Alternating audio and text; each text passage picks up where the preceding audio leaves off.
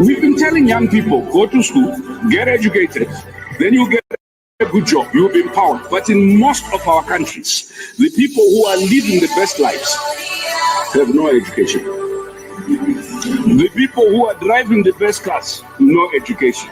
We have political cadres now occupying significant positions in government because they are loyal. Some of them are fantastically incompetent, but they are wonderful people. Unfortunately, wonderfulness does not cure the underdevelopment challenge.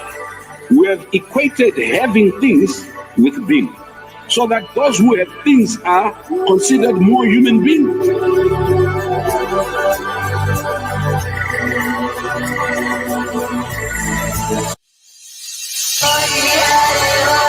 There's a new force of nature at hand, stirring all over the world. They are the young people whom, frankly, we have failed, who are angry, who are organized, who are capable of making a difference. They are a moral army. And the most important thing that we can do for them is to get the hell out of their way.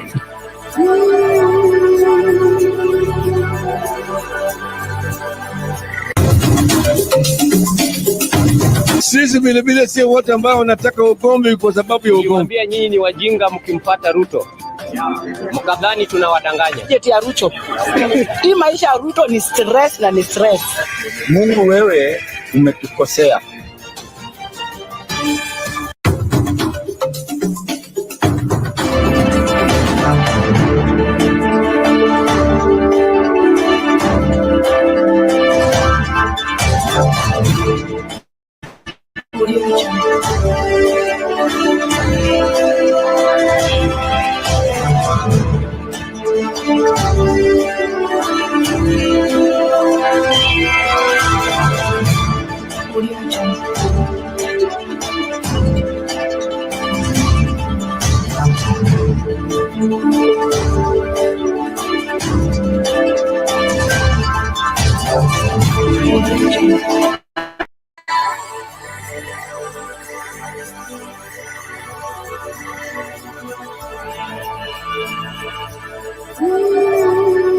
We've been telling young people, go to school, get educated, then you get a good job, you'll be empowered. But in most of our countries, the people who are living the best lives have no education. The people who are driving the best cars, no education.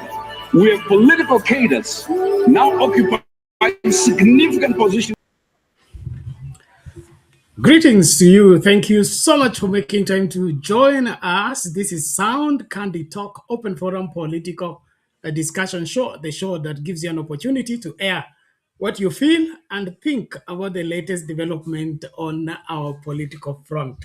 We're coming to you live from Nairobi, Kenya, and we're here to see to it that we make sense of our politics as we ease life for the masses. Well, it is emerging that Uhuru Kenyatta could be the kingmaker for the 2027 elections.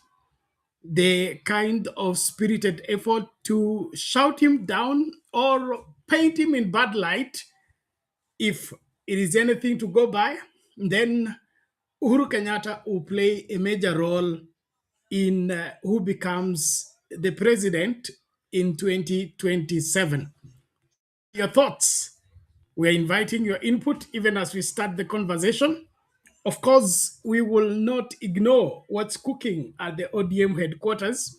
I understand the NEC or the dispute committee is planning on how to get rid of Sifuna, as rumor has it.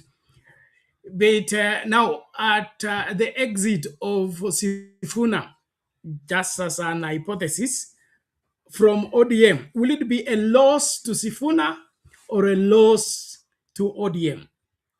Looking at the political scenario and the political landscape around the country, in my understanding, getting rid of Sifuna is the last nail to the ODM party as we know it. I hope those who are pushing for the same understand that, because ODM is known for being a political party that is pro-people, a political party that pushes for the democratic space. All the freedoms that we enjoy today are a cardinal ingredients or pillars that form the essence of the ODM party. Now, when we want to reduce the ODM party to be a sycophant or an extension of the UDA party because of the relationship between uh, William Ruto and the ODM party, in my opinion, is a huge loss. I just hope that the people perpetuating that will wake up from their slumber before it is too late. From all indications, if what I'm seeing is what it is, then we are in for a great time in terms of judging our politics. But ODM will never be the same again if the young Turks are pushed out. And I promise that those young Turks have a stake, not only in the party, but in the entire national political landscape. And so whoever thinks that they are pushover or they can be intimidated and silenced, he's in for his own shock. Well, as we begin to embark on this, please make sure that you invite somebody to join in the conversation. Give your views in the comment section. The link to use to get in the studio is already in the comment section. Let me just confirm that. And we need you to be here and be part of the conversation by issuing out what you feel and think about the whole scenario. In my opinion, these political issues of this country are always something of great interest. Gachagua and his response to William Ruto, and of course the journey to Singapore, as being rubbished and dismissed by the Gachagua team as a dream, not only a dream, but as a decoy that William Ruto is deploying again to deceive the masses, just like he did with bottom up and serikali ya mama mboga, serikali ya mtu wa mkokoteni, serikali ya watu wa chini. Sasa hivi anasema kila mtu ni Singapore. Imekuwa mbaya sana to an extent that now he's equating his journey to Singapore to what Baba promised us as we were going to Canaan. So which is which? Is it Canaan or Singapore? Those of you that are geography students, what is the proximity of Canaan and Singapore from your geography class? Let us know from wherever you are. Thank you so much, TikTok. Please, let's enjoy the show, and then, of course, show it with giving it a thumbs up, like the video, invite somebody, let's converse and break down all these issues.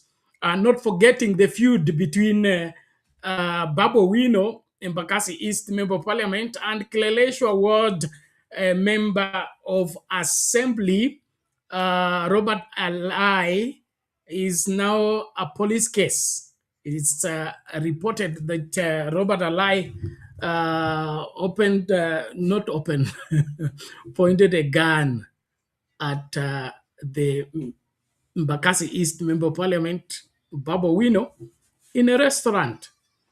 I wonder what's becoming of these young leaders. We are afraid the future will not be as promising if this is the kind of mentality we have. And when you look at the background story, it's an interesting one. If you can't contain your wife at home, you can't arrest and tie her down at the marketplace. So please, just give it up and stop disturbing the world. It's I wish Robert Alai comes from our village. We will have sung him in the circumcision circumcision season. Undumani sijui yako wapi, akuja atatueleza hiyo maneno vile hii mambo huenda, lakini kama ni masuala ya mke nyumbani, yekuwe mke nyumbani. Wewe utafuataje mwenzako kwa mkahawa eti alisema kwamba mke wako alifanya hiki na kile. That's childish from where I come from, and of course it should not be mentioned among where men are seated. All the same, na kukaribisha tuandamane, alafu tukangamue mambo haya ipasavyo. Na msubiri nani msimamo nani mwingine Lala Jakindu Bay ili wanisaidie katika uchambuzi huu, lakini kwa haya mengine yote kwangu mimi nataka Kenya bora. Kenya bora, Kenya kila Mkenya, na Kenya inayoongozwa kikatiba. Hii Kenya nyingine ambayo mnatupa tumeikataa, na hakuna siku tutaikubali hata iweje, kwa sababu hatuwezi kuwa na nchi ambayo wengi wanateseka, wachache wanakula mali. Wakati umefika kieleweke, na kitaeleweka tu wakati kila mmoja wetu atawajibika. Kwa hivyo hakuna kusema siasa ni chafu, mtu atenge na siasa. Hao wana siasa ndio wanaamua usingizi wako, wanaamua bei ya chakula, wanaamua quality of education, wanaamua quality of health care. So mkiwaachia wa mazuzu sasa, alafu mnateta eti maisha ni mbaya. Umechukua dereva ambaye hafai, umemwachia kuendesha gari, akaingiza gari kwa mtaro. Anailaumiwa ni nani? Si wewe uliachia ambaye ulijua hafai na hawezi. So inji yezi kuongoza na wajinga, alafu tuseme kwamba tumesoma tuko erefu. Wakati umefika kila mmoja wajibike. MCA wako asikuwe zuzu, mbunge wako asikuwe zuzu. Usichukue mtu kwa sababu yeye ni wa maragwe, sijui wa maembe, sijui wa mandazi. Wakati umefika tuchague quality leaders for quality life. We cannot improve on the kind of life we have by being led by people who are substandard, semi-literate, least exposed, backward thinkers, corrupt, twisted people. No. So it is time to ensure that we correct. And the reason why we have elections after every 5 years is for us to correct our mistakes. Kila mimi sielewi ni vile mtu ameteseka, watoto wake wametoka shule, sio mazuri, lakini bado anaendelea 10 bila break. I mean 10 bila break kwa lipi? Tuseme 10 bila kwa break for 1, 2, 3, 4. Sio ikuwe tu 10 bila break kwa sababu ulisikia 10 bila break. Kila mtu aweko kwa mizani. Tuchague viongozi kulingana na sio kazi zao, tabia zao kwanza. Yes, tuanzie kwa tabia kabla kazi. Kitu yoyote ni kazi, hata tractor hapa ikinini, tractor hitaji kuokoka ndio ifanye ichimbe barabara. So sio kazi peke yake, tabia kwanza. Kama mtu muongo awekwe kando, hafai katika uongozi. Kama mtu sio mwaminifu, hafai katika uongozi. Kama mtu sio mwenye bidii, hafai katika uongozi. Kama mtu aweki maslahi ya wengi mbele ya maslahi yake, hafai katika uongozi. Na haya mambo yote tutayazungumza wazi wazi. Kusikuwa na yote wa kujaribu kutuchanganya hapa. Tabia yako kwanza, alafu uliza uongozi. Kama haifai unaweko kando. Hiyo ndio mustakabala. Asanteni. Naomba tafadhali tumakinike kukaribishana. Hebu nione tuko wangapi. Jitahidi watu wa Facebook siwaoni. Hebu jitahidi TikTok tunaingia tunaondoka sijui ni nini. And then of course I need those likes on the videos. Okay, as we look into this, let's quickly bring in this Uhuru Kenyatta as the probable kingmaker for 2027 elections. Do you think Uhuru Kenyatta is the man this time round to determine who becomes the president, ama atanoa kama vile kulikwenda 2022? Wewe naambie katika comments hapo, ama njoo kwa studio, tumia hiyo link, ingia ukaniambie wazi jinsi unavyoona mambo haya. Kwangu mimi nataka Kenya bora ambayo inaongozwa kikatiba na kila Mkenya ana haki na uwezo wa kujisimamia and of course kusema yale yanayomkera, sio kuzuiwa na kuambiwa kwamba hafai ama hawezi. Okay, it appears that that video is not ready. Okay, let's quickly listen to. Okay, quickly let's look into that Robert Alai story as we prepare the other video on Uhuru Kenyatta. Here we go. Now, police are investigating a confrontation between Embakasi East Member of Parliament Babu Owino and Kileleshwa Ward MCA Robert Alai that involved the brandishing of a firearm. The altercation happened at a nightclub in Kilimani, with the MP recording a statement with the police accusing the MCA of assaulting him. Ode Francis with the details. It was a quiet afternoon at a popular restaurant along Lenana Road, where a routine meeting between MP Babu Owino and a senior clergyman had just taken place. He was on his way home when he noticed a table of familiar faces that had leaders and acquaintances among them, including Kileleshwa MCA Robert Alai. He approached to greet the group, but what began as a routine exchange quickly escalated into a scene of chaos. Then stood next to him, and before I left, there's one of them who said that, you know, Babu, you will be a governor of Nairobi. Then Alai became mad, and from that point, he stood up, pushed me, saying, you cannot be a governor of Nairobi. You sent people to attack my wife on social media.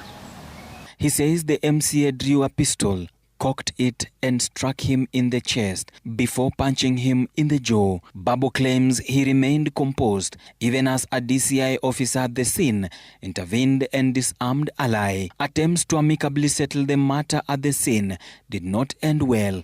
Owino says the MCA slashed water on him. The MP later reported the incident at Kilimani police station. Police officers visited the club on Sunday, seeking to establish exactly what happened and recording statements from witnesses. The MCA, that is Kileleshwa Ward, Alai, had a firearm which was confiscated and currently at Kilimani police station. The report was taken. The two politicians appeared before Kilimani police station at the DCI's office, made their statements, and we are here again today to interview the workers of the hotel, the management, with a view of understanding what transpired. More than 6 individuals have so far recorded statements with the police in connection with the incident. Our attempts to reach Kileleshwa MCA Robert Alai for a comment were unsuccessful.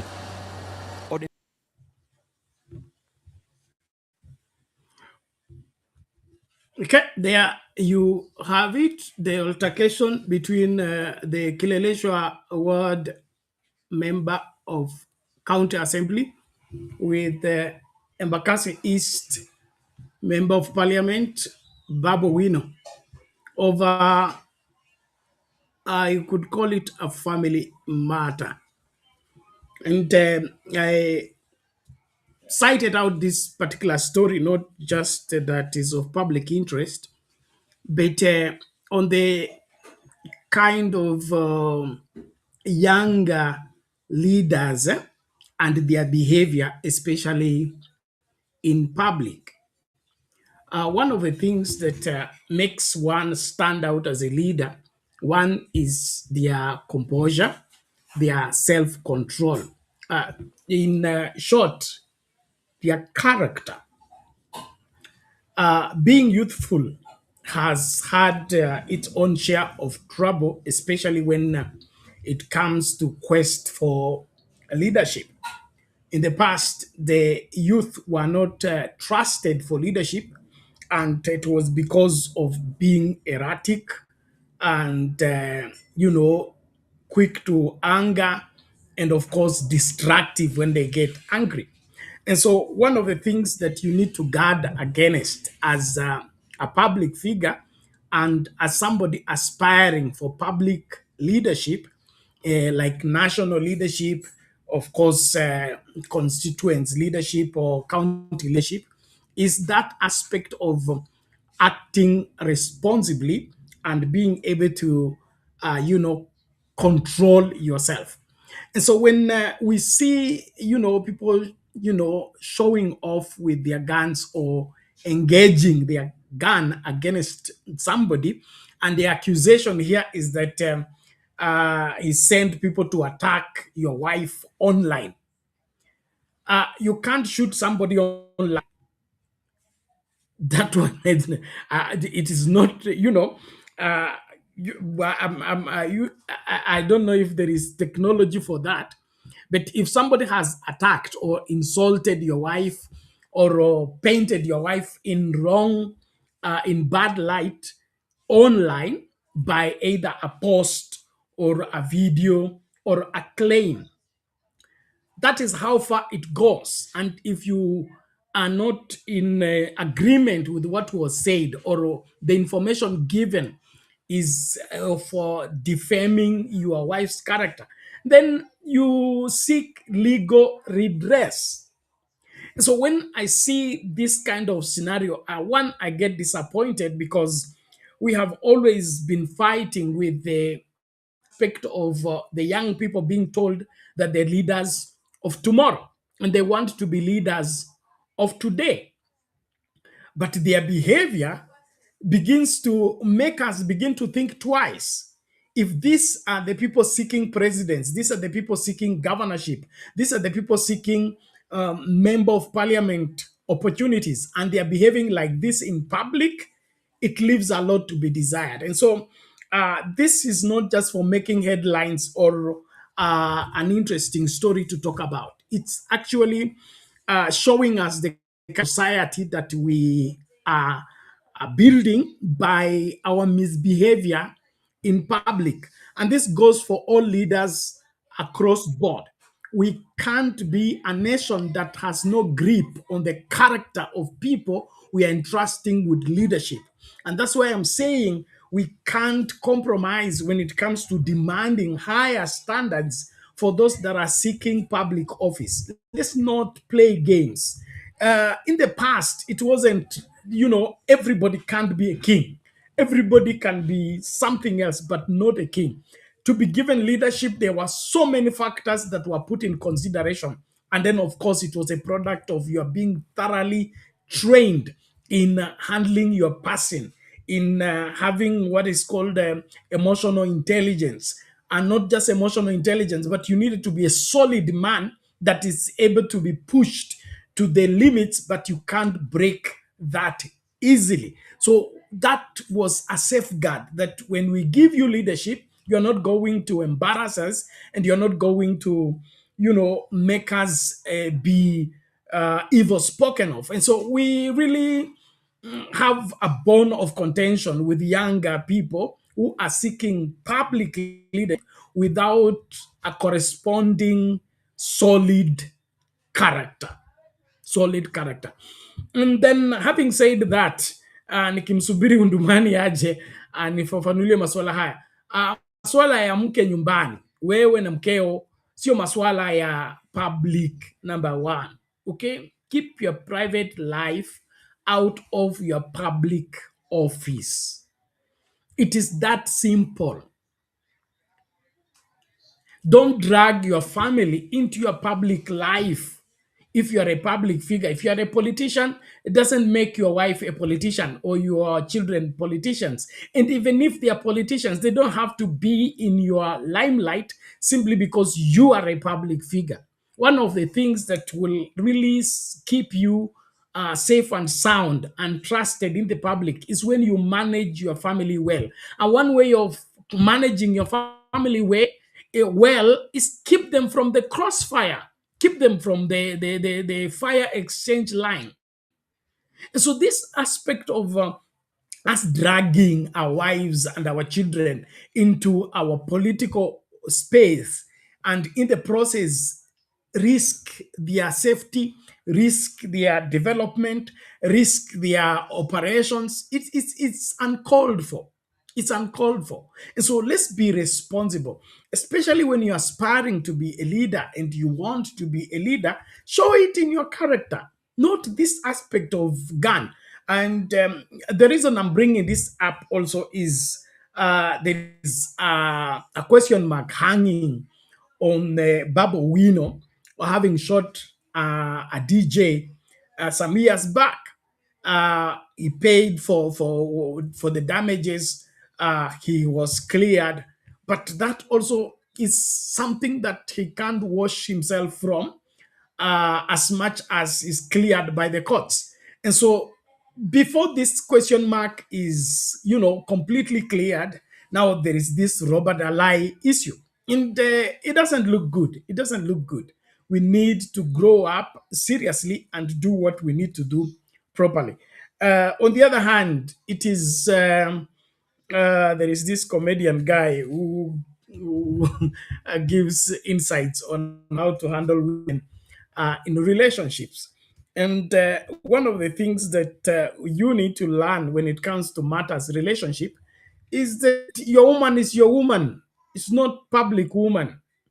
And if there is any problem with the public, it is you to deal with your woman in your private space, not to go attacking people in the street simply because they talked to your woman or they seduced your woman or they insulted your woman. They are things that belong to your space, your compound, your private space. Don't make them public. It pains you badly, number one, and it shows that you can't manage your home. Okay, so it's uncalled for. So Robert Alai, if there are people attacking your wife, it's not our business. It's not our business. And I'm not saying that because I don't care about families or I don't care about people raising their marriages right. I'm simply saying don't make public what is private.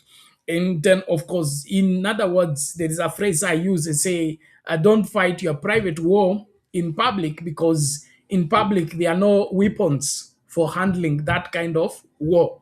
If it's a private war, fight it privately and finish it privately. Don't make it public until it is invited into a particular aspect. And so that's my free counsel to you as men. And I know every home has its own skeletons and has their own troubles, but please spare us with what is domestic. Deal with it domestically, handle it maturely. And just maybe to overemphasize that, I would say that if you have issues with your wife, the number one resort place is not the police station. The number one resort place is the family where you got your wife from. Yes, the family where you got your wife from. If she can no longer behave the way she should behave in your house, take her to where you got her from. It is that simple. You got her from somewhere. That somewhere is an authority in her life. Let that authority in her life be able to address whatever issues that are there. So her family, one. Two, don't I also don't advocate that you have a quarrel with your wife and then you take your wife to your pastor. No, your pastor is not the authority of holding your marriage together. Marriage is first and foremost a family issue. It's not a church issue. It's not a police station issue. It's a home issue. And so let the two families deal with the matter first. When you begin to introducing pastor, introducing police, introducing that other man, you're even losing it by the time you are doing that. And so let the matter be dealt domestically. I'm giving this information because there are a lot of issues going on out there, and some young people don't understand how to handle the matter. If it is a marriage maneno, the two families that join together when the two of you got married are the first resort. Don't go for the second, third resort until you have exhausted the first resort. deal with the matter in your house. Ikikuzidi, then involve the immediate family members. Those are the people that should be dealing with these manenos. Now, by the time you go and look for a member of parliament to attack, or please, that's too far. That's too far. Keep it close. We used to have an advert. Was it Gillette, Nazet, something like that? Is it keep it close? Keep it close. Deal with the matter close. Yes, close. Let the immediate family members deal with it if they are defeated, and then reach an amicable decision. Don't turn your political space into an arena for war on matters that are not even political wars. Thank you very much, ladies and gentlemen. Thank you for being part of and parcel of the conversation. Tafadhali na makinike, karibisha mtu. Naona namba watazamaji inaendelea kupanda, lakini naomba wengi tu tukajoin, alafu tukaseme yetu. TikTok sioni comments, lakini naona likes zimeanza kupanda. Tafadhali like the video, and then of course karibisha mtu ili tumakinike pamoja tunapoangazia masuala yetu ya muhimu. Naomba sasa tuangalie hiyo story ya Uhuru Kenyatta as the probable kingmaker for the 2027 general elections. Ni yeye ama si yeye? Naambie katika comments ama njoo studio ukatuambie mambo haya wazi wazi. Thank you very much. Here we go. Position. Jeff Kirui, KTN. It is now emerging that former President Uhuru Kenyatta will be a kingmaker, going by what he is currently doing in the political arena. The former president is said to be quietly but significantly shaping the political landscape ahead of the 2027 general election through strategic moves and public engagements. His public engagements have increased in the recent past, with appearances at major public events. What is Uhuru up to? KTN's political affairs reporter Daniel Kariuki analyzes.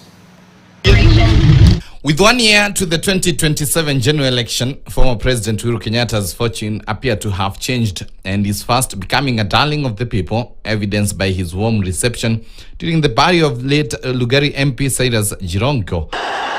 His rousing reception at Nyayo Stadium during the memorial service of departed former ODM leader Raila Odinga. Pundits argue that with Raila gone, the Nyanza political compass could point to him.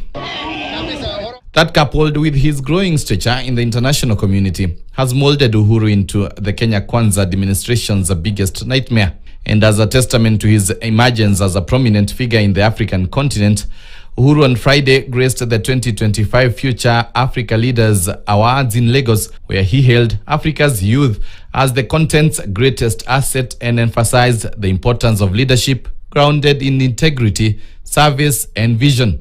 He was joined by former Vice President Kalonzo Musyoka.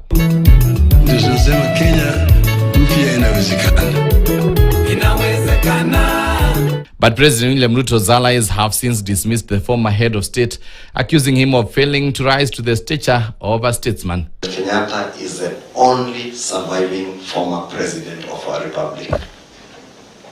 We pray that he rises to a stature of a nationalist and a statesman, a person of reference, a father figure for our nation. And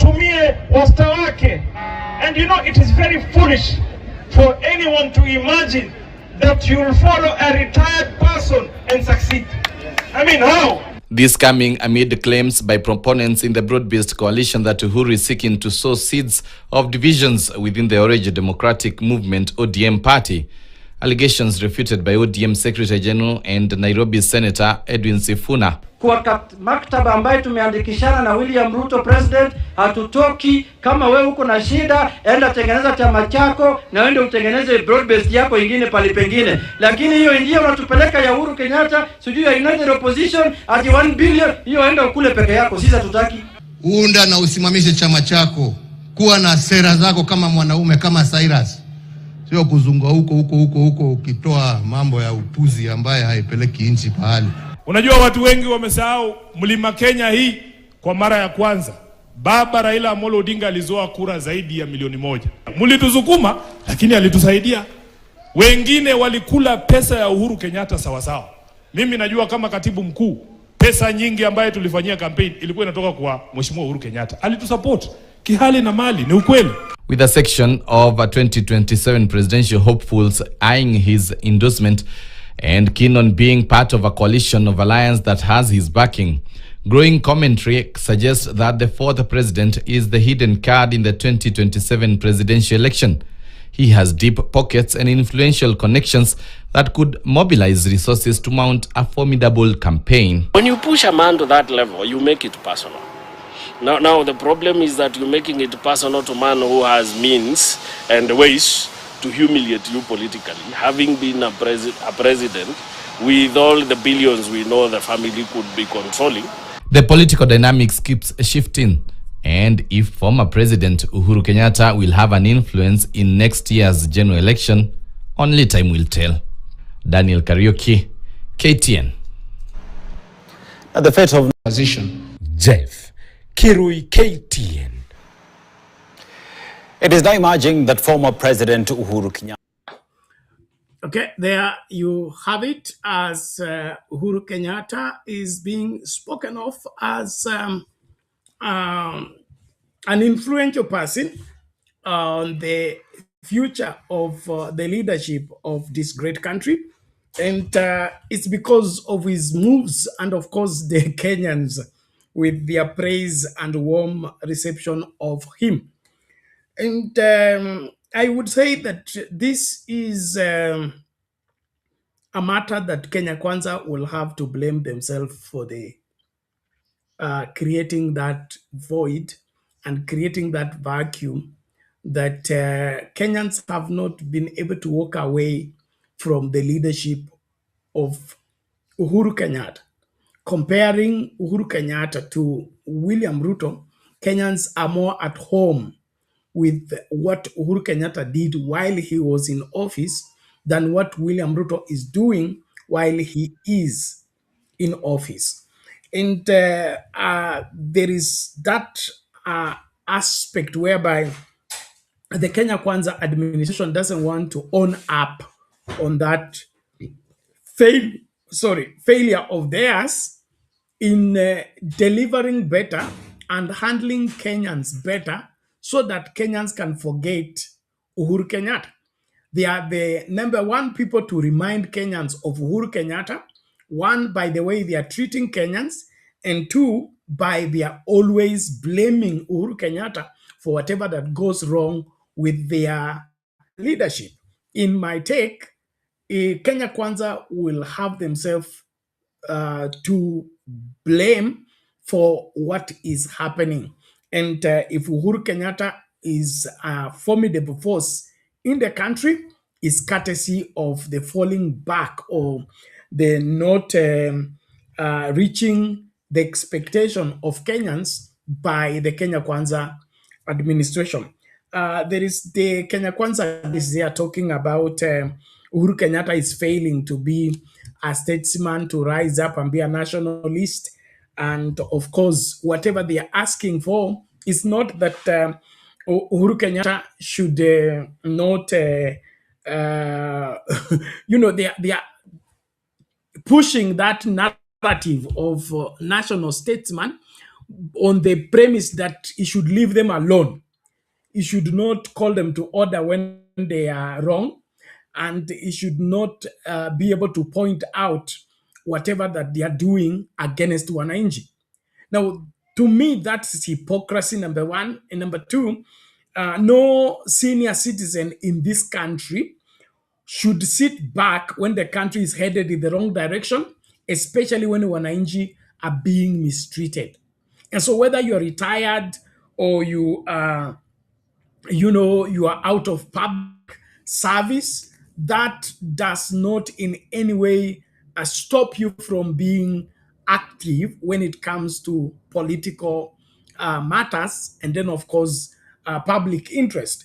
And so those trying to curtail Uhuru Kenyatta and trying to muzzle Uhuru Kenyatta simply because he's a retired president, in my opinion, is far-fetched, uncalled for, and unnecessary.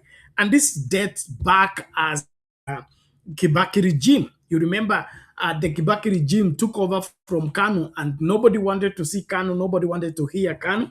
And one of the things that was conspicuous in Kibaki's administration is doing away with Moi. And there was this scheme hatched that they should silence Moi, especially in being politically active.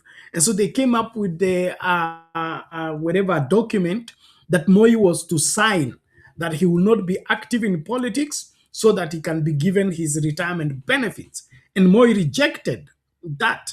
And it was a long tussle or push and pull. Now, we are seeing this same thing at play. If William Ruto wants us to forget Uhuru Kenyatta, he should perform better than Uhuru Kenyatta. And performing better is not in affordable housing. It is not in Shashe Shishoshu. It is not in whatever he's trying to do by endearing himself to Kenyans through handouts. Kenyans just need to be treated well. They need to feel the government is having their interest at heart. Kenyans want to go for medical care and find medical care without struggle. Kenyans want to send their children to school and find education is quality, and there is a systematic way children are moving from one grade to another. It is not this commotion and confusion that they are being treated through the everyday. You have not, when you are still dealing with your wife at the maternity ward, there is a phone call, your child has been called to a school that is 20 counties away from home. It's all confusion. Now, this bad, confused leadership is what is making Kenyans miss Uhuru Kenyatta. And so to correct it is not to attack Uhuru Kenyatta, and it's not to try to curtail and manipulate Uhuru Kenyatta by saying that he's a statesman, he's a retired president, he should keep quiet when things are going wrong. That is irresponsible. And so if Kenya Kwanza wants Uhuru Kenyatta not to interfere with their plan and their scheme, goody. Let them outshine Uhuru Kenyatta. Let them make us forget Uhuru Kenyatta by giving us better services, better leadership, better security, better food, wherever accessible and affordable food, quality healthcare, quality education. We will forget Uhuru Kenyatta. But as long as you underperform, as long as Uhuru Kenyatta outshines you in the decisions he made, in the application of service to the common good of the public, you will attack him day and night, but Kenyans will follow him. And so, William Ruto, my free advice to you is that Uhuru Kenyatta is not your problem. You are your own problem. Yes, you are your own problem. I have said this here, and of course, I'm a Bible teacher, so my illustrations majorly comes from the Bible. I have the teaching on God's replacement. God's replacement.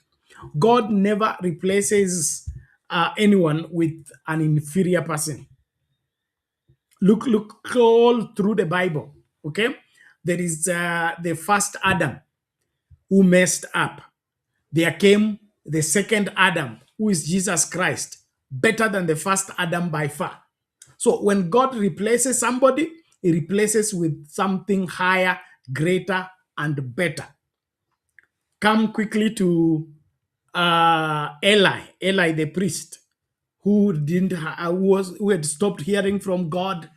The word of God was rare during his time. Those of you that are Bible students, you know that. Then who replaces Eli is Samuel, okay? And Samuel is the only prophet, greatest prophet who could say in Israel. And even on his deathbed, he challenged the whole of Israel. If there is anybody who is owing anything or who he has taken anything falsely from them, he should come for it. He was a clean man, unlike his predecessor. So whenever God wants to replace somebody, he replaces somebody with someone else who is better than that person. Quickly, we have Saul, okay? Saul is rejected by God. Who becomes the replacement of Saul? It is David, okay? And David is a better king by far. He's the only king still being celebrated in today's Israel. The rest were forgotten. And so God replaces with better. And so if you want to replace somebody, you become better. You don't attack the previous person. Just perform better, do better, treat Kenyans better. They will love you. They will support you. But this one, you're forcing love of handouts, love of flowers, love of envelopes. It doesn't work. People need to know that you care. Yes, they need to know that you care. It is said that people don't care how much you know until they see how much you care. And so, William Ruto, you said you are the most liked president, you are the most exposed president. Show it in how you're treating Kenyans and stop sending your sycophants to attack Uhuru Kenyatta on flimsy excuses.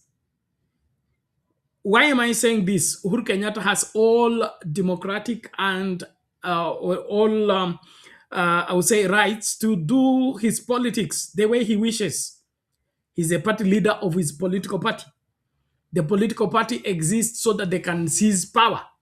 And so, if he's building his political party and building political alliance, just come up with a better alliance. Don't attack him and tell him he should be silent and become a statesman.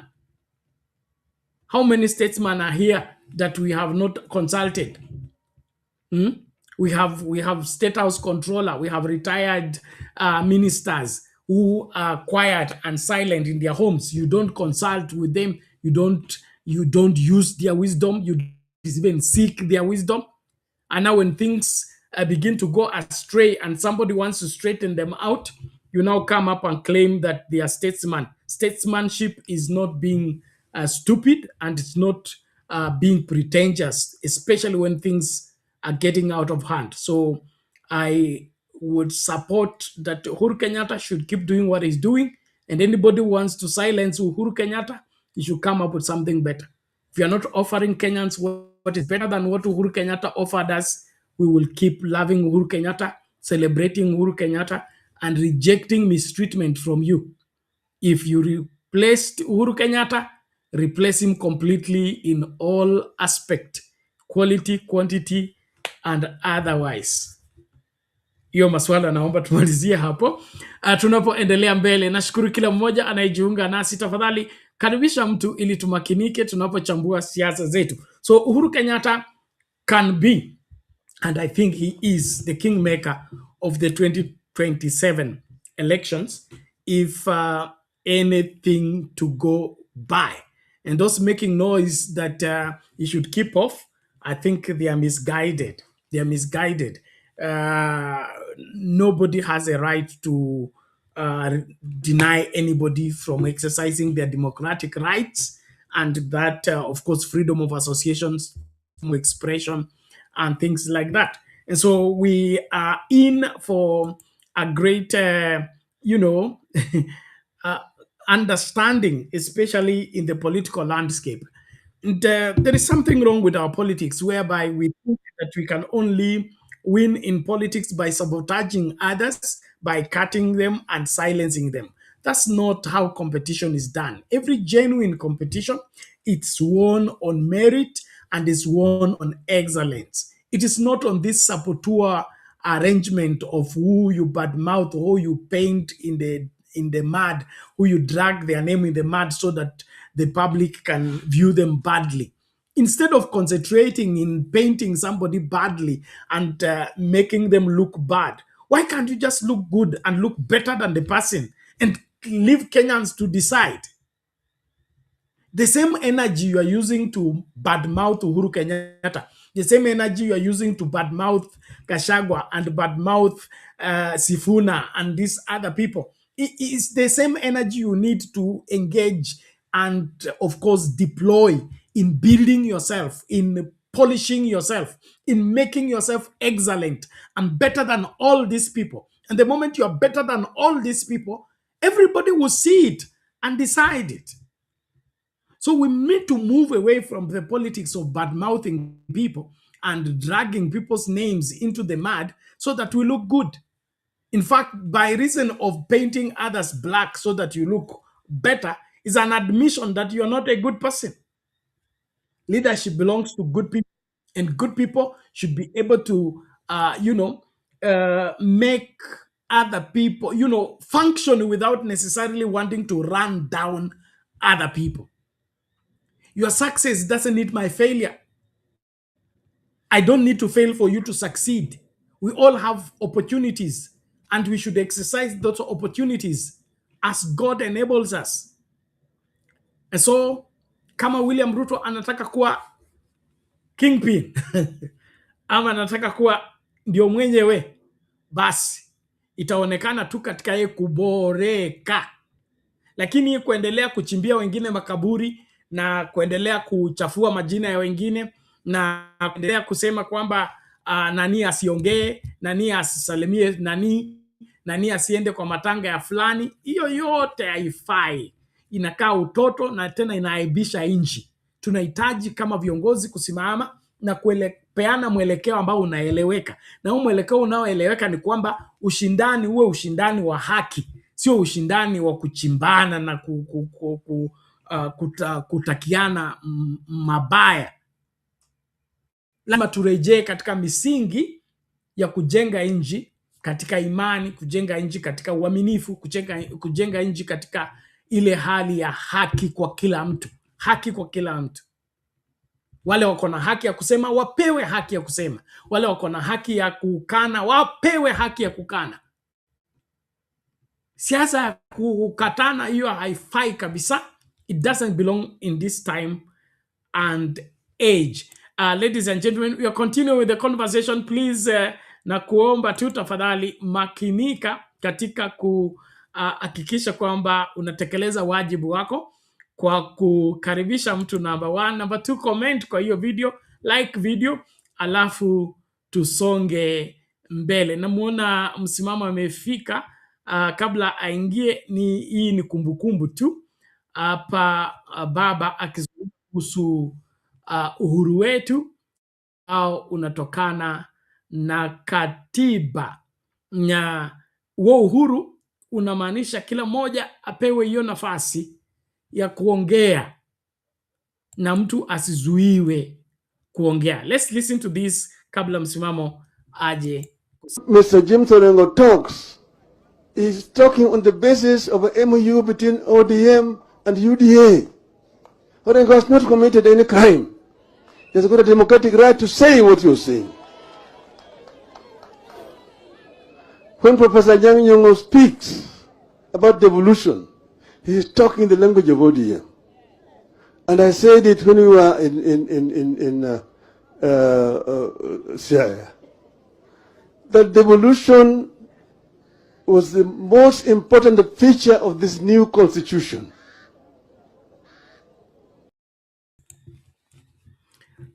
Haya, huyo ni mwenda zake Raila Odinga akizungumza kuhusu wale ambao walikuwa wanamzomea gavana wa Siaya James Orengo kunyamaza kwa wakati alikuwa anakosoa masuala ya mkataba wa UDA na ODM. Anasema ana haki ya kuongea, na hapo ndipo nimeshikilia. Hii haki ya kikatiba iachiwe.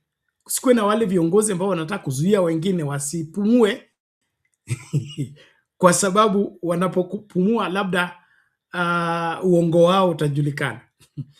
Haya, msimamo, hali vipi?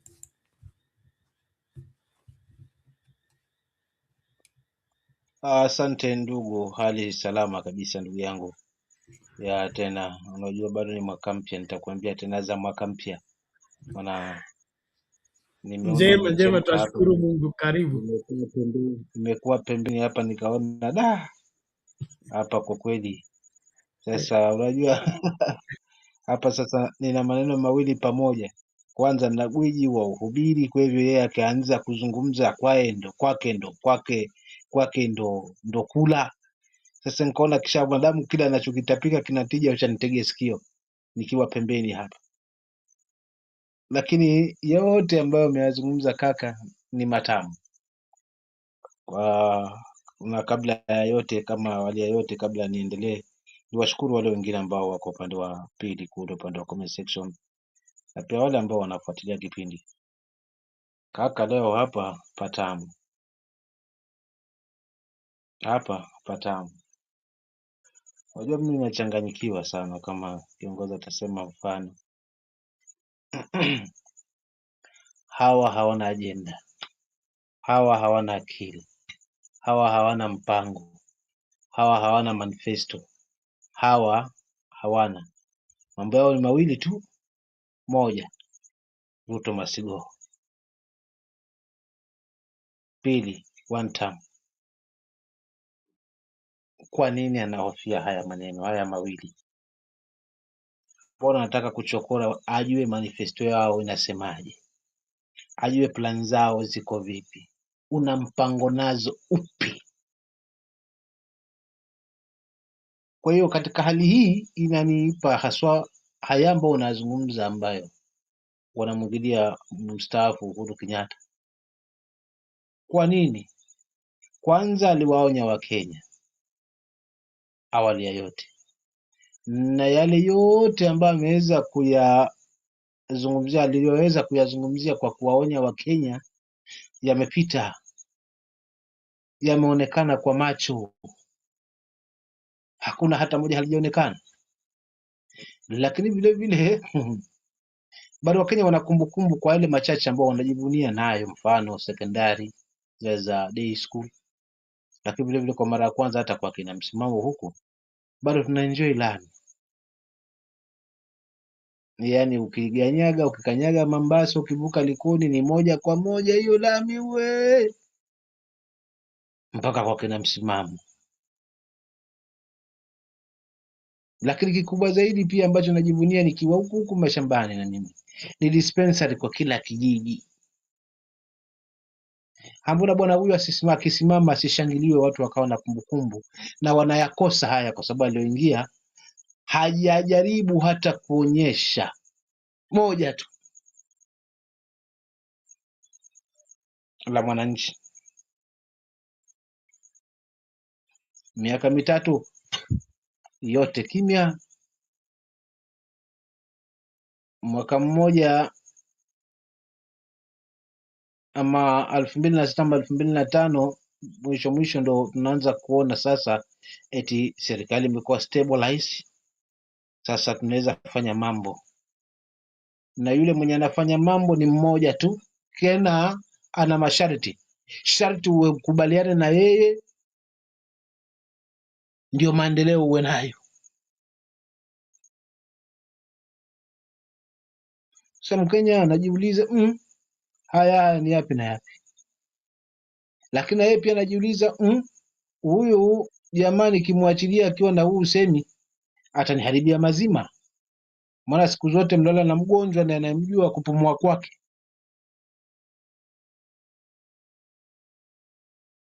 Na huyu jamaa alilala naye haswa kumuelewa ndani kabisa.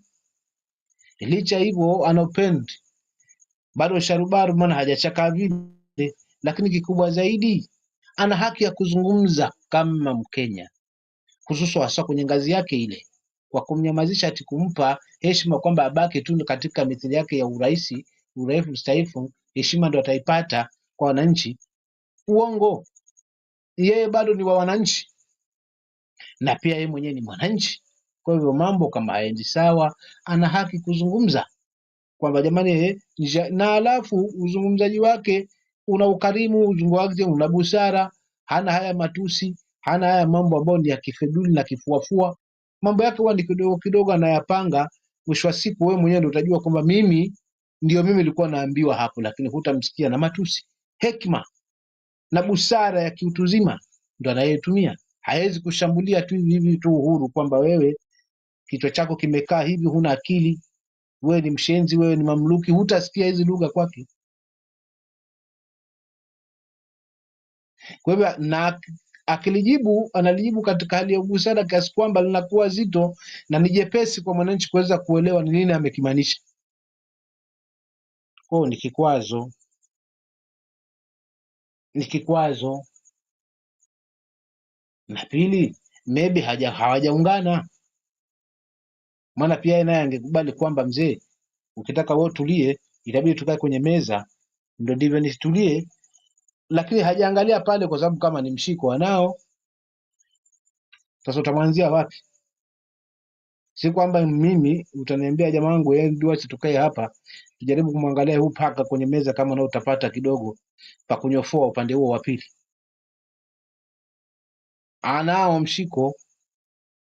Kwa hiyo maana katika hayo makubaliano imekuwa kikwazo, kwa sababu yeyote ambaye hafungamani naye na huyu bwana ni kikwazo kwake, na ndio unakuta hawa wote wanaosema sisi tuna huyu jamaa tutam, tukiwatazama kwa kina ni mshiko. Sasa lugha wanaoitumia kwamba tukikaa karibu na huyu jamaa ndio tutapata maendeleo, aje na kikatiba wananchi wanachagua, kuna wale watakupigia na wale ambao hawatakupigia. Baada ya uchaguzi wote huduma ni sawa. Havipi huduma hizi zifuatwe kwa sababu viongozi wako karibu na serikali ndio mwananchi ataweza kufaidi kupata? Huu si ni utapeli na uongo? Akizungumzwa kweli, wale wanazungumza hiyo kweli ndo ni hawatakiwi kabisa. Hawa ndio mahasidi, hawa ndio hawatakii, hawana mpango, hawana akili, hawana ajenda, hawana nini. Na sisi tunataka tupeleke Kenya the first how. Then ndugu yangu, nikipumua kidogo ni hapa then sometimes nakaa nachanganyikiwa kaka, kabisa.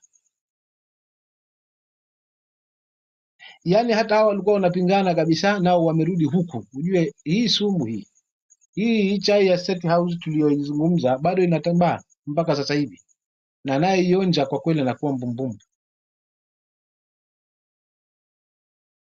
Hakika leo hii badala tutafutane na kubwa linalotunyima haswa maendeleo, kwa sababu one term ama Ruto must go, ni kwa sababu hafai hapo kwenye hiyo hali, na United Opposition wabaki hapo. Hiyo mambo mengine wazungumze manifesto yao, atulize kwanza. Nani atashikilia bendera atulize kwanza, waambie ni one term ndio tuko naye na ni Ruto must go, kwa sababu that's the only way, that's the only agenda. Hakuna vitu vingine ambavyo sisi tunavitaji kama Wakenya. Ni ubwana, songa kidogo kando, angalau pengie mtu mwingine ambaye atakuwa na tija zaidi, au abadilike. Na kama nikubadilika, si kwa maneno juu ya magari, ni kwa kukaa drawing board na kuacha kumeza vyama vya wengine, ili avipe uhuru wake, avisaidie kimawazo tu kama kiongozi wa taifa ambao ndio nembo ya kitaifa, alafu atulie, afanyie Wakenya kazi. Wewe mle ambapo wanaumia Wakenya kama masuala na shule, masuala na hospitali, kwanza yapete suluhu, lakini vile vile vijana wawezeshwe opportunities, rasilimali zilindwe, atufungie mafisadi, atufungie hawa wanaomaliza vijana wetu na mambo ambayo yanaendelea kinyume na sheria, na haswa mauaji ambayo yamekithiri sasa hivi. Atuonyeshe haswa kwamba yuko tayari kukabiliana. Hiyo ndio sifa na ndio sura ya kiongozi, ndio ambayo tunaikosa. So Uhuru akisimama, kila mtu anatamani ingewezekana sasa hivi tungemregesha huyu jamaa tena. Asante. Asante sana, msimamo umesema kweli, na hapo ndipo kuchanganyikiwa kwa Wakenya kunaanza. Haswa hiyo kasumba ya chai ya State House. Mtu amekuwa tu mzuri akawaza vizuri, anaongea vizuri, akishaenda huko akanywa hiyo chai, basi anarudi anayosema hayaeleweki, na kama yanaeleweka yanaudhi, kwa sababu hayalengi wema wa nchi na wema wa wengi. Na hapo ndio mimi sikubaliani na kiongozi yeyote ambaye anapesa kulinda rasilimali ya umma, anayeongea kwa mdomo wa kulinda serikali, ili hali anasahau jukumu lake kubwa ni kulinda rasilimali kwa ajili ya wengi wa wananchi. Hakuna mtu anatumwa bungeni kulinda serikali. Hakuna mtu anachaguliwa kwenda kulinda president ama kulinda governor. Jukumu lako kubwa kama mtu ambaye amechaguliwa, uwe MCA, uwe mbunge, uwe senator, uwe governor, jukumu lako kubwa ni kulinda rasilimali ya wengi wa wananchi. So kama wewe unafika huko, badala sasa uzungumze kwa niaba ya wananchi na kutetea haki ya wananchi, umegeuka sasa, unaanza kutetea haki ya rais, haki ya governor, haki ya mbunge. Sasa tunashindwa, ni kutoelewa au kuelewa kazi yako, ama ni kutojali tu, na hawa wananchi wamekuwa daraja la kuvukia tu kukufikisha huko. Ukishafika huko unafanya yale unayopenda. Basi hapa ndio Wakenya tunapaswa kuwa makini na tuanze kuuliza haya maswali. Huyu tuliyemtuma ni mjumbe wetu ama kanunuliwa, kachukuliwa, kapewa kazi nyingine licha ya ile ambayo tulimpa? Na hiki ndio kisungumkuti ambacho wengi wa Wakenya wamekipata, kwa sababu mtu wakati anatafuta kura, ndio huyo ataenda kusimama na nyinyi, atakwenda kuwatetea, atakwenda kufanya hili na hili, kufanya hili na hili. Akishafika huko anatusahau, anasahau yale yote ambayo tulimtuma kwenda kufanya. Anaanza kufanya yale rais amesema, anaenda kufanya kama ile mbunge wa ni Kikuyu ama wapi, yule mama representative alisema uza chochote kile unauza, bora tu umefikiria kwamba kinahitaji kuuzwa, sisi tutakusupport kukiuza. So this attitude ya kwamba ukishaingia bunge ama ukishakuwa rais, ukishakuwa governor, sasa unaweza kujipatia maagizo wewe mwenyewe ufanye vile unavyopenda, inakuwa kuwaje? Hizi ofisi ni za wananchi ama ni za watu binafsi? Na kama ni za watu binafsi, basi zikuwe private companies, alafu tujue kwamba huyu ni private member of parliament, sio mjumbe wetu, ili sisi tupate nafasi ya kujitafutia wajumbe wetu ambao watakwenda kufanya nini? Kuzungumza kwa niaba yetu na kutetea haki ya wengi wa wananchi. So lazima ili ligeuzwe na lieleweke, ni wangapi kati ya wabunge ambao tuko nao katika bunge ni wetu. Wale ambao wamechukuliwa na rais, basi wapewe hiyo nembo inasema hawa ni wabunge wa rais. Jukumu lao ni kulinda rais, jukumu lao ni kutetea rais, ieleweke. Lakini sisi tukikuajiri, unasema unaenda kutuzungumzia, utaenda kututetea, utakwenda kutulinda. Kufika huko unaungana na wale ambao wanataka kutukandamiza, kuendelea kutufinya. Hapo msimamo utanisaidia katika kuchanganyika kwangu. Itakuwa kuwaje? Mimi nimeajiri unilinde mlango wangu ili adui asiingie. Kufika hapo mimi naenda kulala, wewe umechukua majangili, mmeanza conference hapo kwa gate, wewe ndio unawasaidia jinsi ya kuingia na kuniumia. Itakuwa kuwaje nikulipe mshahara ili unimalize? Unajua kinachonishangaza ni kwamba, hebu nikikuuliza, kwako shambani, ndugu yangu Bernard, uvamiwa na nyani, lakini nyani hao wamejiwa makundi mawili. Kundi la kwanza limo shambani na kundi la pili liko kule kwenye msitu kule kando kando, limepanda juu za miti pale. So wewe Bernard, kwanza kaka, utafukuza yapi? Utafukuza yale ya kule misituni kwanza alafu ndio urudi shambani, ama utaanza haya ya shambani ndio ufuate ya kwenye miti? Si unaokoa mahindi kwanza? Sasa ukienda kuokoa miti si utarudi mahindi yameisha? Sasa hebu turudi katika hawa wafuasi wanaosema sisi tumo ndani na tutam, wanaokoa yapi na wanafukuza yapi? Kwa maana mimi kimtazamo wangu, wanafukuza ya kwenye miti, wanaacha yaliyo shambani. Yoyote anasema 2 term, kwa sababu ukweli wa mambo, kiongozi anachaguliwa based na track record yake, na moja ya track record ni kutengamana na watu wale wananchi anaowaongoza kwa kuwasikiza, lakini vile vile hakika kwamba kuweza kuwawakilisha kule ambako ametumwa.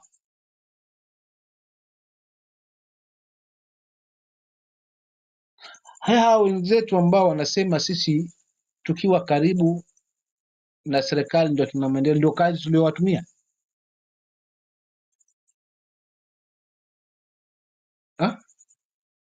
Hiyo sio kazi ambayo, so wanafukuza ya kwenye miti, badala pale bungeni waungane waseme ili tuendelee, lazima hapa tupitishe sheria kwamba yoyote atapatikana amekula mlungula akatwe sikio na mswada upitishwe, wawili watatu wakate masikio. Nani tena atachukua mlungula? Mimi mwananchi sitakubali sikio langu likatwe kwa sababu unapeana mlungula, na yule mwenye mkono aliozoea kuchukua mlungula ule hatakubali pia sikio lake likatwe, kwa sababu hakuna mtu anaitaka hivyo. Ndio mwanzo wa maendeleo. Kwa umeenda pale, lakini mmeleta kitu ambacho ndio mmekibuni kule kule, hata kama ndio lakini kwa sababu kina faida kwa nani? Kwa mwananchi. Haya ndio tu bunge letu la 13. Ukisikia wako bungeni na haraka haraka mswada umepitishwa, utazame kama huo mswada hautakuwa unakinzana na hautapingwa. Sijaona mswada ambao umepitishwa pale Wakenya wamefurahia hata mmoja, mimi nikiwa mmoja wao. Why? One man guitar.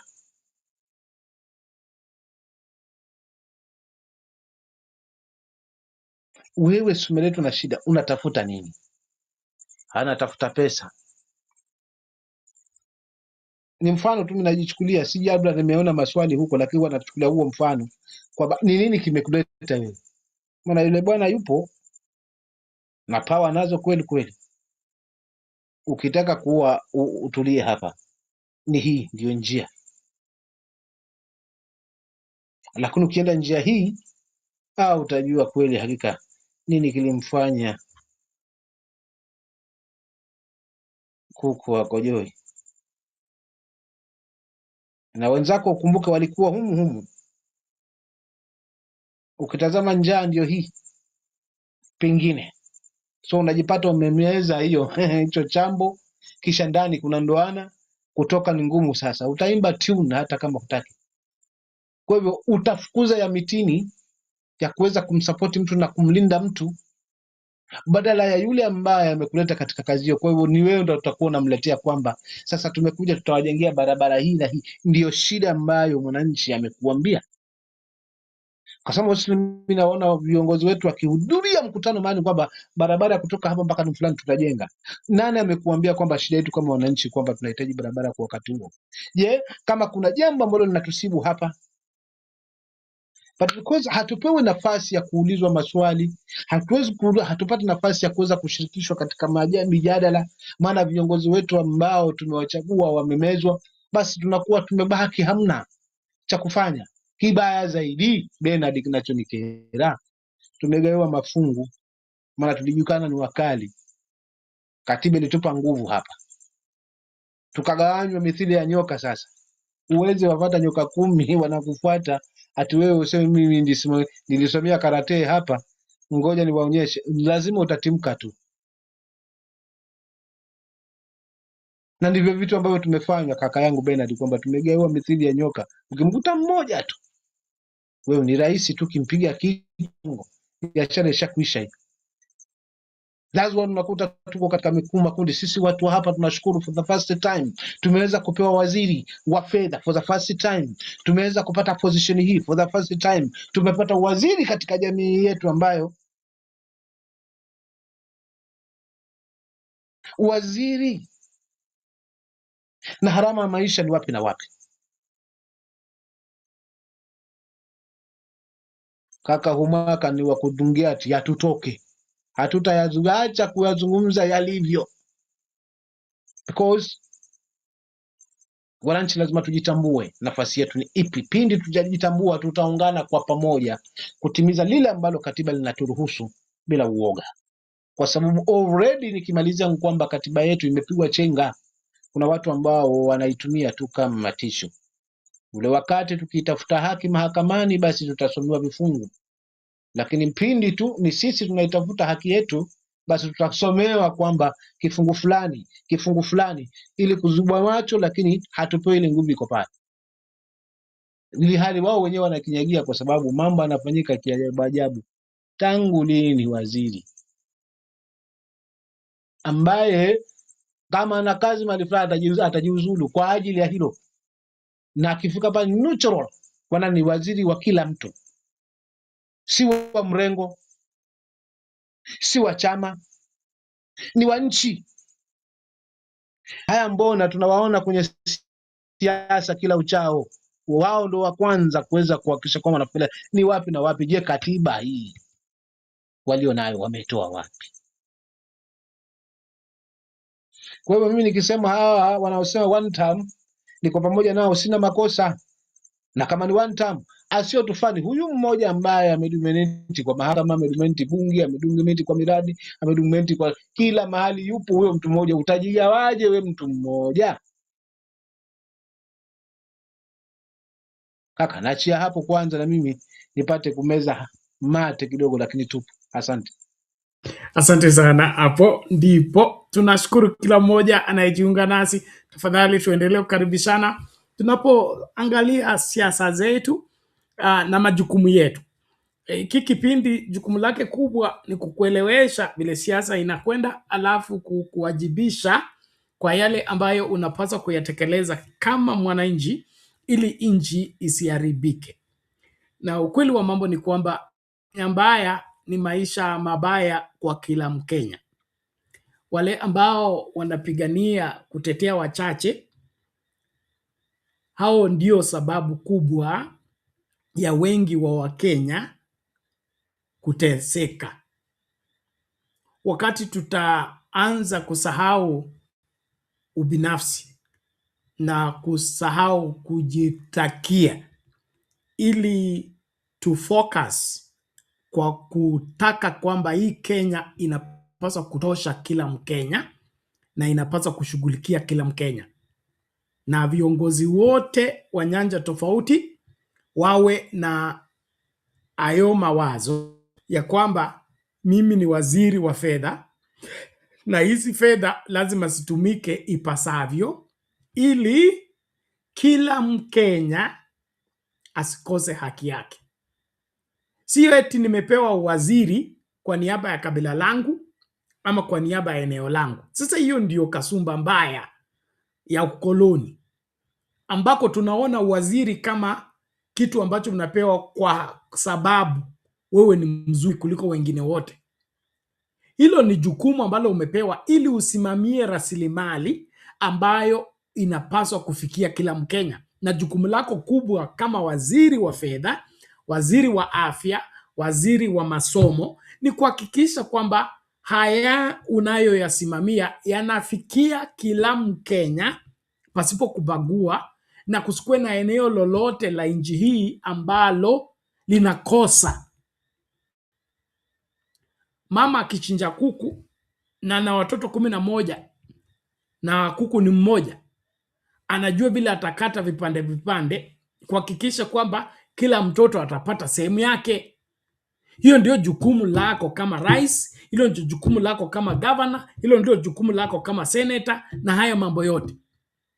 Itakuwa kuaje wewe umechaguliwa waziri na kazi yako sasa inakuwa kulinda uwaziri pasipo kutekeleza wajibu wako kuhakikisha kwamba wewe ni waziri bora wa afya, kwa sababu wakati ulisimamia hiyo idara ya afya, hospitali hazikukosa dawa, madaktari walikuwa wa kutosha, wauguzi walikuwa mshahara wao hakuna waliogoma, kila kitu kilikwenda ipasavyo.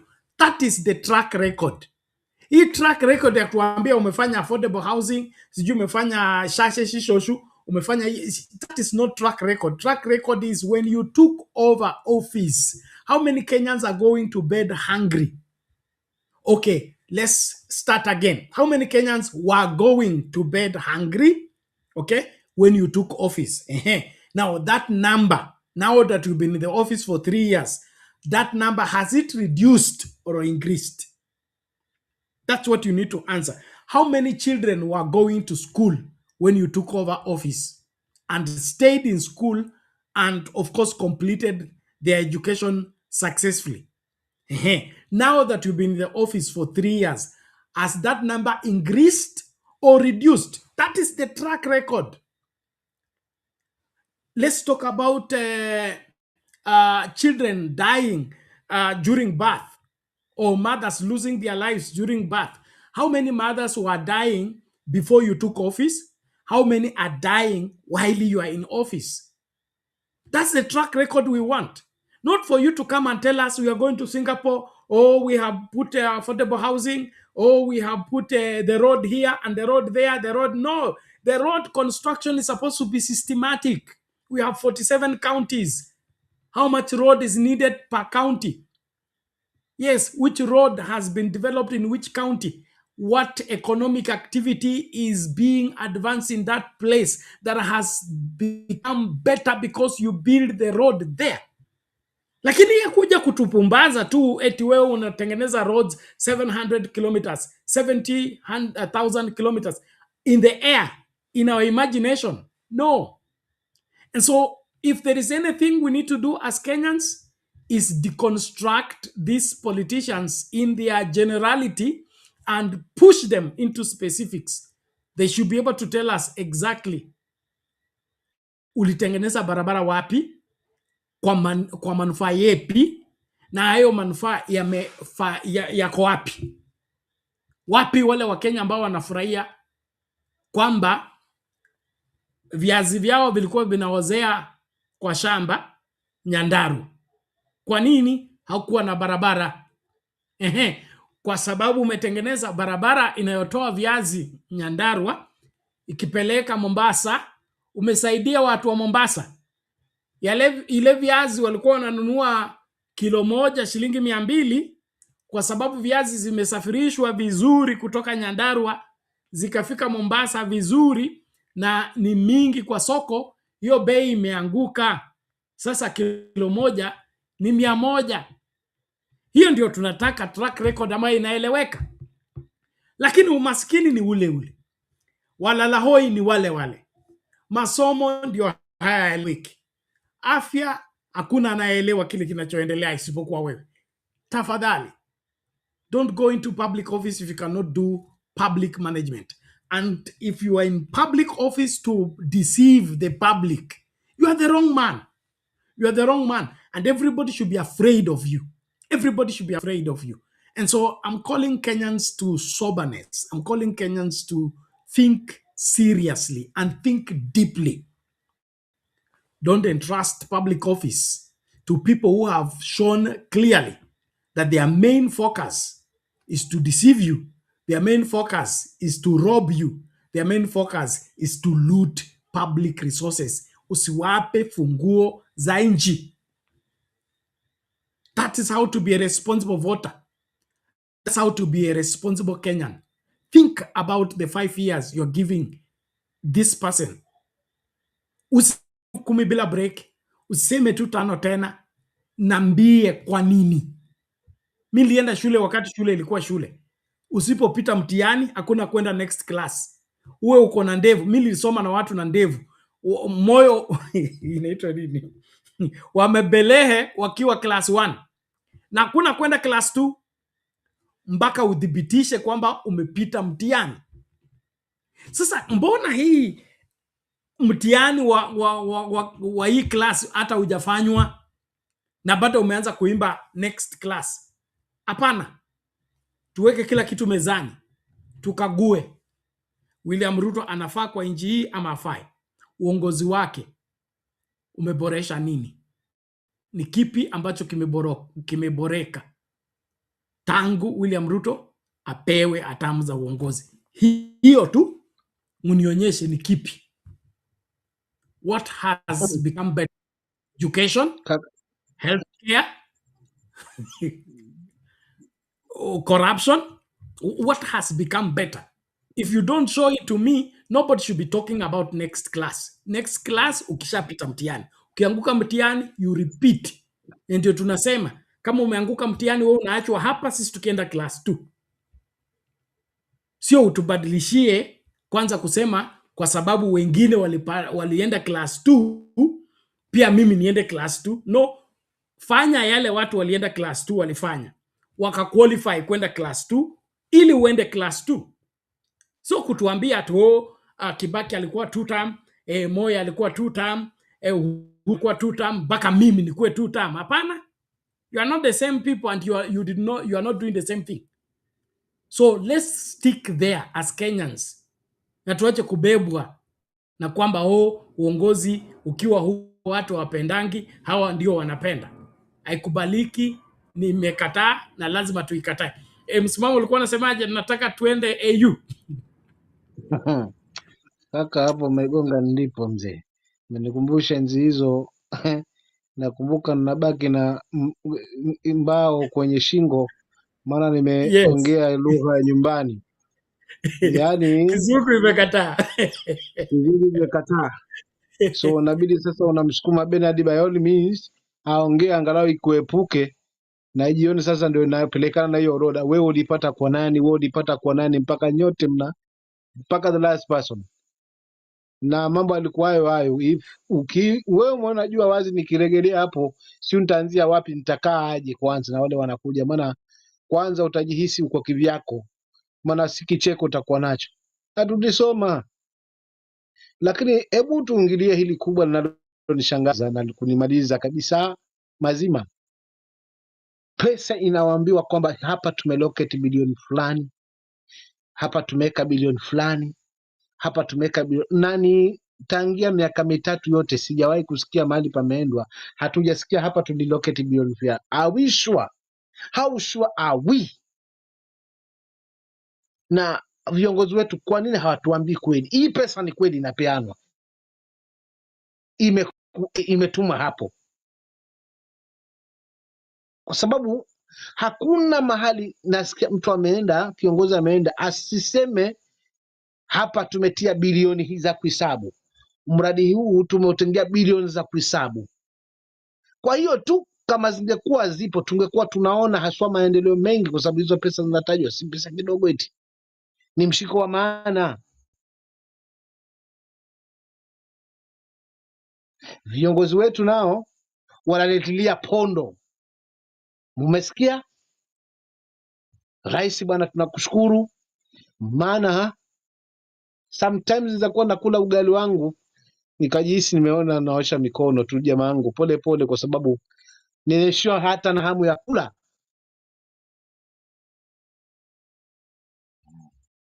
So tukisema kwamba hakitufai, tunasema hakitufai kwa maana mmeyaweka wazi mengi hapa, kaka yangu, mazuri tu. Kama tungekuwa tunafanya hizo track record na kuuliza hayo maswali yenye ambavyo mmeyaweka, wananchi kwa kweli hatungehadaiwa kwa ungome, udini, ukabila ama ujamii. Sisi tungejua ni mayatima, tunafaa hakika kwamba hili taifa tulikomboe.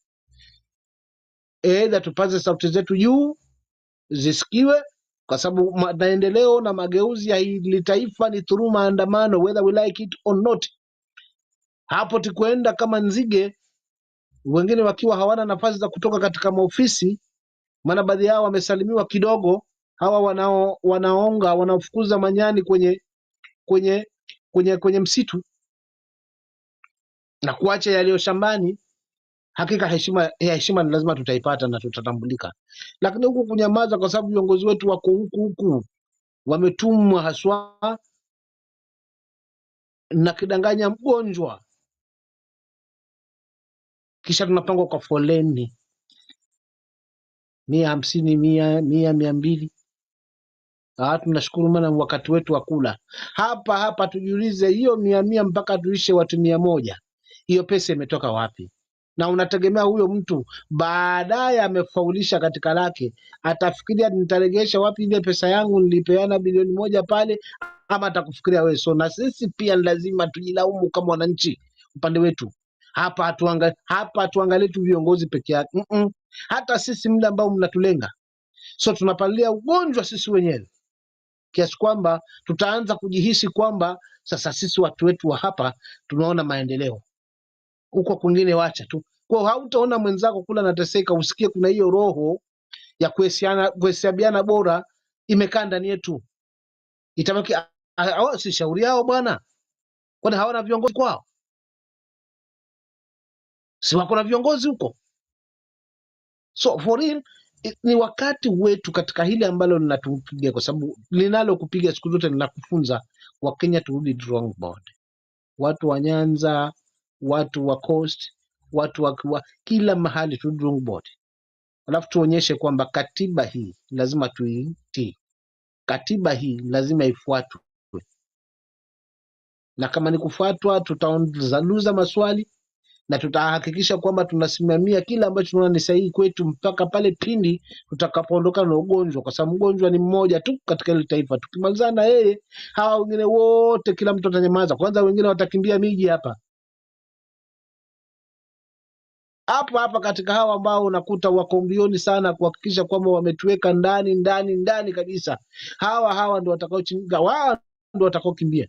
So for real, we lack good governance, na lazima hakikisha kwamba tumepata good governance. But how do we get that good governance? Ni kwa sababu ya umoja wetu tu pekee yetu, kwamba tumechoka na hatutaongozwa hivi. Tutabidi tuchukue kiongozi tunamhitaji, tunamweka hapa kwenye kura. Wakati huo ukifika, kama tutafika kwenye debe imeshindikana, basi hata lazima ipo. Asante, ingawaje silazimishe sana, lazima, lakini haina budi bwana. Sasa it's well, thank you. Hapo ndipo, and then of course kwa ile swala umesema kuhusu tumetenga hii. Kwangu mimi hapo ndio mahali pa kwanza kukamata mtu, kwa sababu kikatiba pesa haigawi na rais, ni kinyume cha sheria. So wakati Ruto anafungua kinywa akasema ameweka milioni hapa, akaweka bilioni hapa, hapo ndipo watu wa DCI wanapaswa kumkamata, kwa sababu hiyo ni kinyume cha sheria. Mgao wote wa hela za Kenya unafanyika bungeni, na Ruto hayuko bungeni, sio mbunge. So sisi tunavunja sheria kwa public, alafu tunajifanya kwamba tunalinda sheria.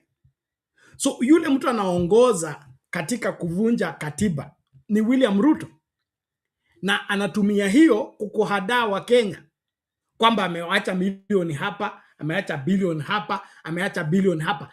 Kama nani? Kwa sheria ipi?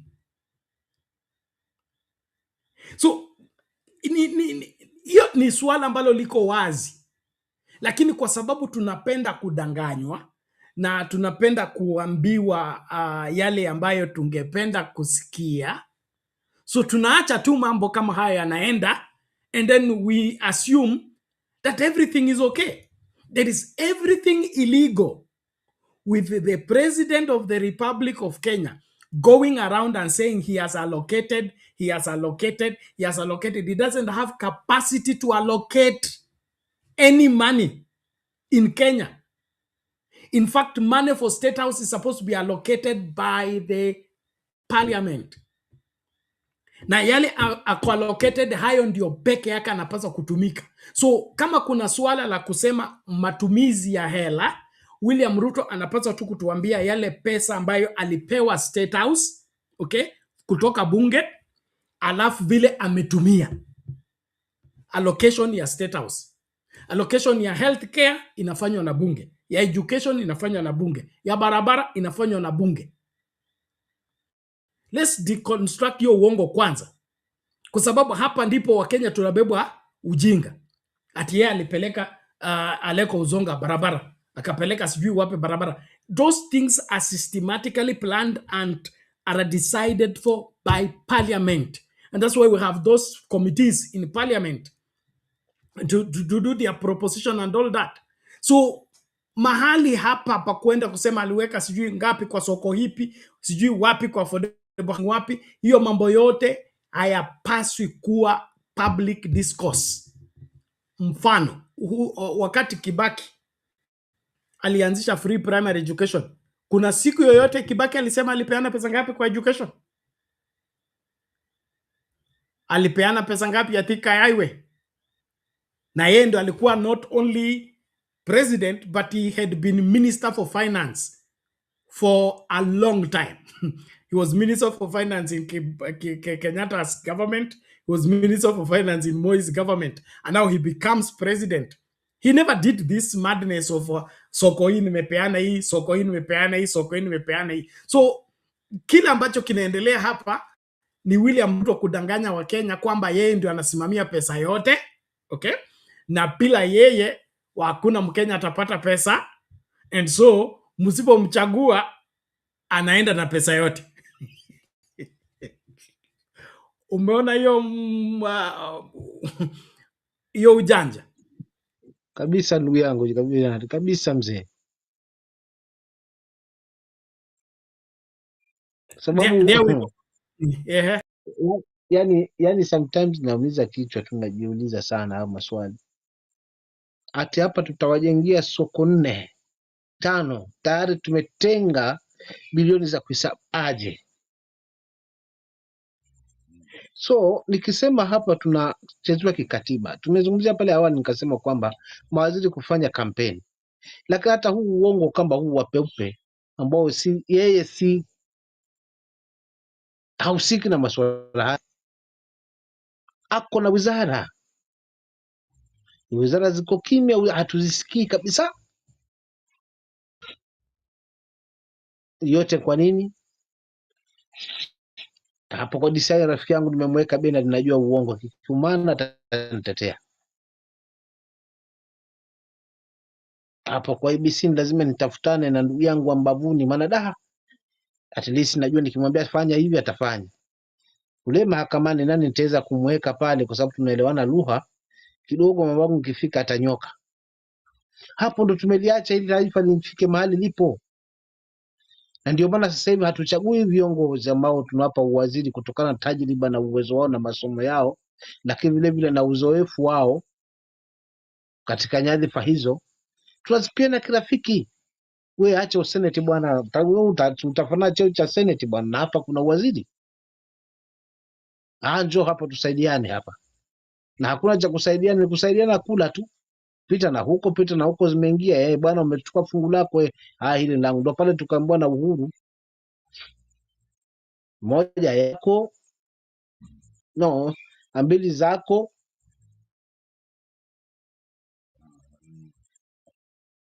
moja ya mwananchi, alafu 3 zangu 5 zangu. Unakula mara 5 ya wananchi. Hajatimia. So Uhuru tulikuwa tunamsherekea, amezungumza mahali tunamnyoshea, usizungumze ni yapi? Kwa sababu rudi tuko hapo.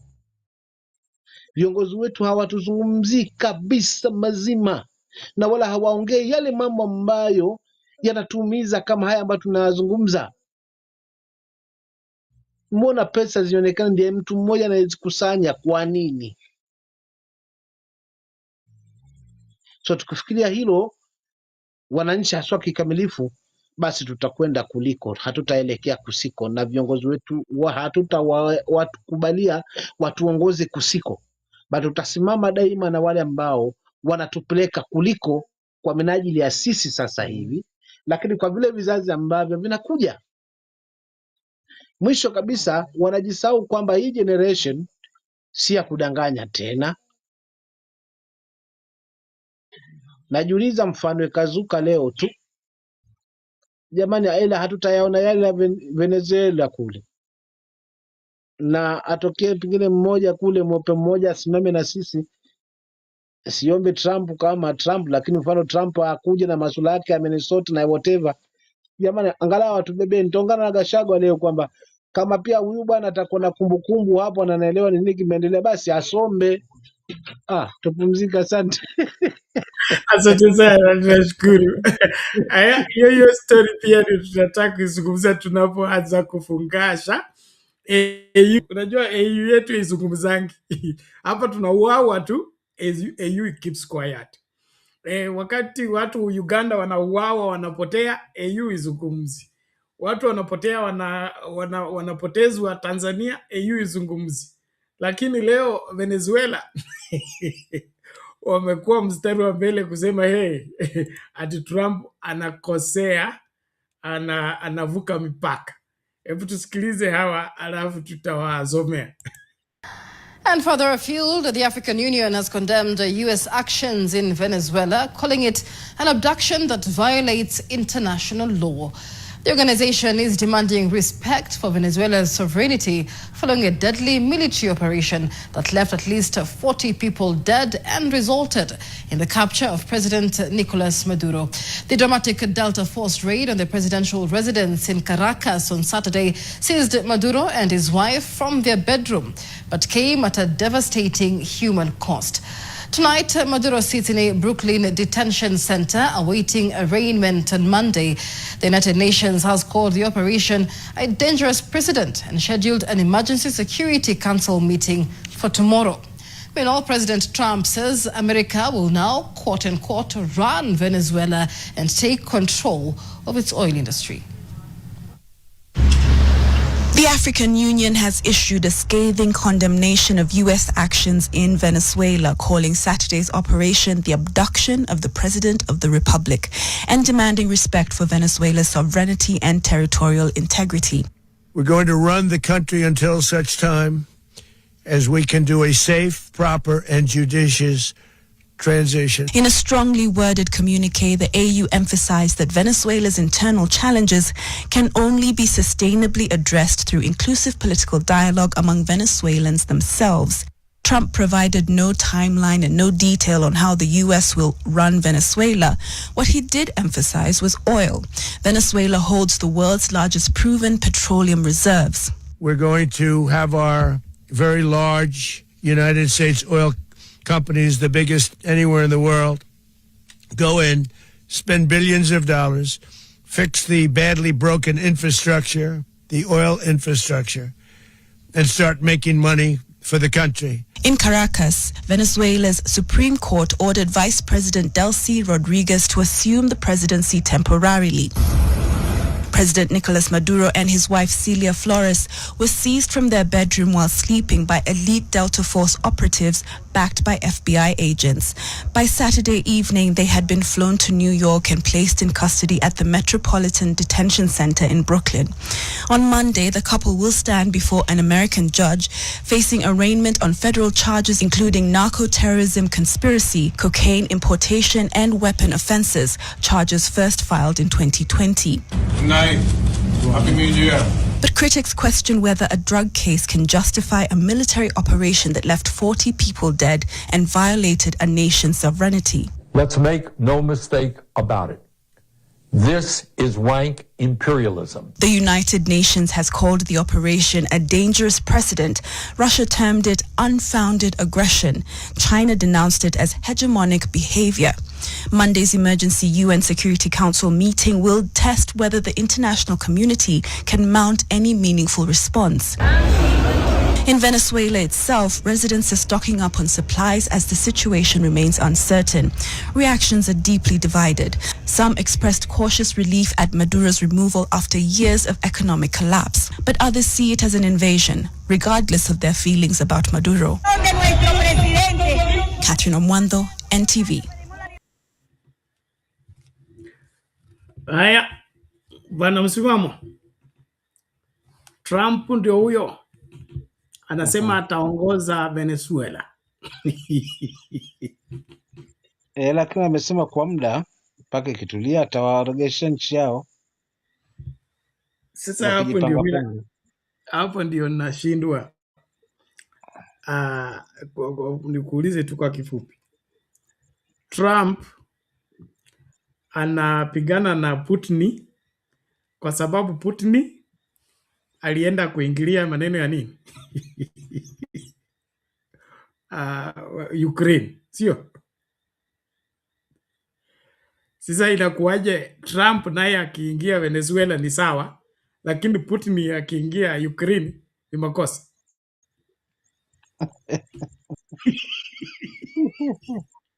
Lakini sasa shida ni kwamba hatujajua yule wa Ukraine shida yake nini. Rais wa Ukraine huyu hana tofauti na sisi, mambo yake alikuwa anafanya, ni mtu anaongozwa na tamaa za tumbo lake. So kwa miaka na mikaka, kwa sababu yuko kwenye power, utamfanya nini? Anakuambia kila kitu ni changu. Mfano, ukileta ng'we sauti zikinganganyana hapa Kenya, roho mkononi, maybe kule nako mambo alikuwa haendi sawa, so wananchi kama wamefika mahali wamekwama. So bwana kuingilia kati na kuweza kumkamata, nilikuwa naangalia wana Venezuela wenyewe kwanza wamelipokeaje hili la kuondolewa huyu jamaa anaitwa Maduro, na pia alikuwa anajipiga kifua. Usione hivi tu, nilifuatilia kidogo na sehemu zingine ndio akijipiga kifua zaidi. Sasa hili kidogo nitatofautisha na Ukraine kwa sababu ni kama ukombozi mahali, kwamba ujamaa walikuwa kwenye minyororo. Basi haya, na kama litabaki katika hiyo hali, basi litakuwa ni msaada kwetu. Hata Trump naweza mwalika, njoo pia na sisi tuokolee upande huu, angalau wengine hapo ukiwakamata tuweze kupanga mambo yawe mapya. Lakini kama itachukuliwa hivi, kwa sababu already kuna kitu ambacho Venezuela wako nacho na huyu amekionea kwa mbali 18. Sasa amefanya hii kuweza kuchukua uaminifu waje kuaminika kwa wananchi wa Venezuela, kisha mwisho wa siku aje wageuze, aje wageukie, maana tunajua hawa viongozi hawaaminiki, watandikapo sipo lalapo. Maana so maybe huwe hakuna kitu kikubwa pale ambacho ni kina mkodoza macho haswa huyu Trump, iwe tu anaifanya ni good faith kutaka kuhakikisha kwamba anatibu viongozi wenye tabia kama za huyu Maduro. Kwa hivyo kimtazamo wangu mimi nilichukulia katika hali kama hiyo. Hili la Ukraine na yeye na Putin sijajua wanagomania nini hapo. Mi naona vita tu na sijavifuatilia chanzo chake ni nini kabisa, kwa sababu sijamsikia huyu rais wa Ukraine, labda pengine anapigana na huyu Russia, kwa sababu pengine huyu sijaelewa sasa mzozo wao ni nini, baina ya nini na nini. Lakini huu wa Venezuela ni kwa sababu ya huyu kiongozi ambaye naye alikuwa kivyake, jasiri kivyake, katili kivyake, kama vile tunashuhudia masuala ya mwananchi hapa anaumia, jamaa ndo anafaidi. Sasa Venezuela ilikuwa hivyo hivyo tu, yaani wengine wananchi nkanga wenye chongo wakifukua hizo chembe pia wazima wanazidona na wana macho. Sasa ile kwamba acha tumwachie mwenzetu hana macho, halipo. Kwa hivyo kama ni hali kama hiyo, naweza kusema Trump basi asikae tu hapo tu peke yake, aendelee haswa zaidi, na hata atufikie upande huu wa kwetu, angalau Afrika Mashariki tupate kunusurika, kwa sababu janga letu ni moja hapa. Tusichakane kabisa, janga letu la Afrika Mashariki ni hili moja tu, viongozi ambao hawataki kusikia habari za mwananchi kabisa kabisa. Mwananchi ni kanga mwenye chongo, ama tumiwe kama gogo wakati wa election, akivuka basi. Asante. All right, thank you. Masuala nyeti kweli na lazima tuyaangazie ipasavyo, and then of course tukaelewe kinachoendelea. Okay, kuna tuhuma ambazo zinasemekana kwamba Venezuela iko na mafuta, na sasa hivi kuna ile hali ambayo Amerika ilikuwa imejenga ya kusema kwamba uuzaji wa mafuta utumike kutumia dola. Bei za mafuta ziamuliwe kwa value ya dola. So duru za kuaminika zinasemekana kwamba huyu president wa Venezuela yeye alikuwa ameasi huo mkataba. Sasa ana mafuta mengi kuliko sehemu zozote za dunia, na ameanza kuuza hayo mafuta bila dola. Akiuzia wa China anachukua yen. Anachukua hiyo hela yao. Akiuzia wa Russia achukua hela yao directly bila kubadilisha kwa dola. So hapo ndio Amerika ikaona ukienda hivi, unajua hao wako na dola peke yake. So bila dola hakuna hela inaingia na itaharibu biashara, kwa sababu wana mafuta mengi, na wakiuzia kila mtu kwa bei yao kwa bila kutumia dola, basi wanaondoa America in the scene. And so they want that control of the oil by reason of transacting in dollars. So Trump anakwenda Venezuela kuokoa dola, sio kuokoa Venezuelans wala kusaidia katika kutengeneza demokrasia huko. Na historia ya Amerika kuingia katika nchi, wanasema wanarekebisha, walirekebisha Afghanistan, Kuwait na huko kwingine. So hapo ndio tuna hofu kiasi, lakini kudiscipline wale ambao wana tesa wananchi, that one is a welcome idea. But if their interest is to control the oil industry by frustrating the Venezuelans because they have refused the dollar, hapo ni ukoloni mamboleo, na huo ukoloni mamboleo utakutana na resistance. Hofu yangu kwanza ni, unaona ile miujiza ambayo Traore anatengeneza Burkina Faso. So ila Venezuela likienda hivi na Traore amewaasi na anafanya miujiza hiyo ambayo inasaidia wananchi na nchi imeanza kusonga mbele, si watamkujia? Unaonaje hapo? Ndio maana nimekuambia kuna mambo mawili hapa. Mimi niliangalia kwenye venye walilieka kwa minajili ya mwana Venezuela, lakini kama ninavyojua historia ya hawa mabwana, wakiingia mahali huwa kuna kitu, hawawezi ingia mahali hawa huwa hakuna kitu ambacho baadaye kitawafaidi. So watatafuta hii kujenga ile ya uaminifu, waaminike, kisha mwisho wa siku watatokea pale ambapo panasinya. So kama ni masuala haya ya kuweza kumwingilia mtu kwa sababu ameamua mambo yake, basi sidhani kama kutakuwa kuna latija na itakuwa si jambo la mbolea haswa. Kwa hiyo ndio maana mimi tangia azungumze bado nafuatilia haswa kiundani zaidi. Naangalia wananchi walipokea, kwa sababu lilekwa katika hali nzuri. Lakini historia ya Amerika hizi ya mahali ambapo kutakuwa hapo hakuna kitu ambacho nakitafuta hapo. Na ndio maana mimi na wasiwasi wangu tukimkaribisha huku asije pia akatuchukulia mlima wetu hapa Kwale. Ndio atatuondolea Kasongo na mlima nao akienda nao pamoja na Kasongo, alafu itakuwaje? Kwa hiyo ndio hali yangu ambayo inanipa wasiwasi, kwa sababu ndio historia. Lakini ni kama ni in good faith vile waliliweka, wacha liwe hivyo. But kama liko hivi, huwezi ficha ukweli hata siku moja. Basi kuna watu watamzukia hivyo hivyo kwa ajili yake na kwa ajili ya hili. Hajamaliza ujanja, ndo ameanzisha sasa mwanzo wa ngoma, na kawaida mwisho wa ngoma, mwanzo wa ngoma mwisho ni lele. Asante. No, thank you. Nakuaga Ben, naona naishiwa ndugu yangu hapa. Tukutane Mungu akijali kesho. Pia nishukuru kwa huu muda ambao Mungu ameweza kutuajalia pia na nafasi ya kipekee na mahojiano ambayo yanatija zaidi.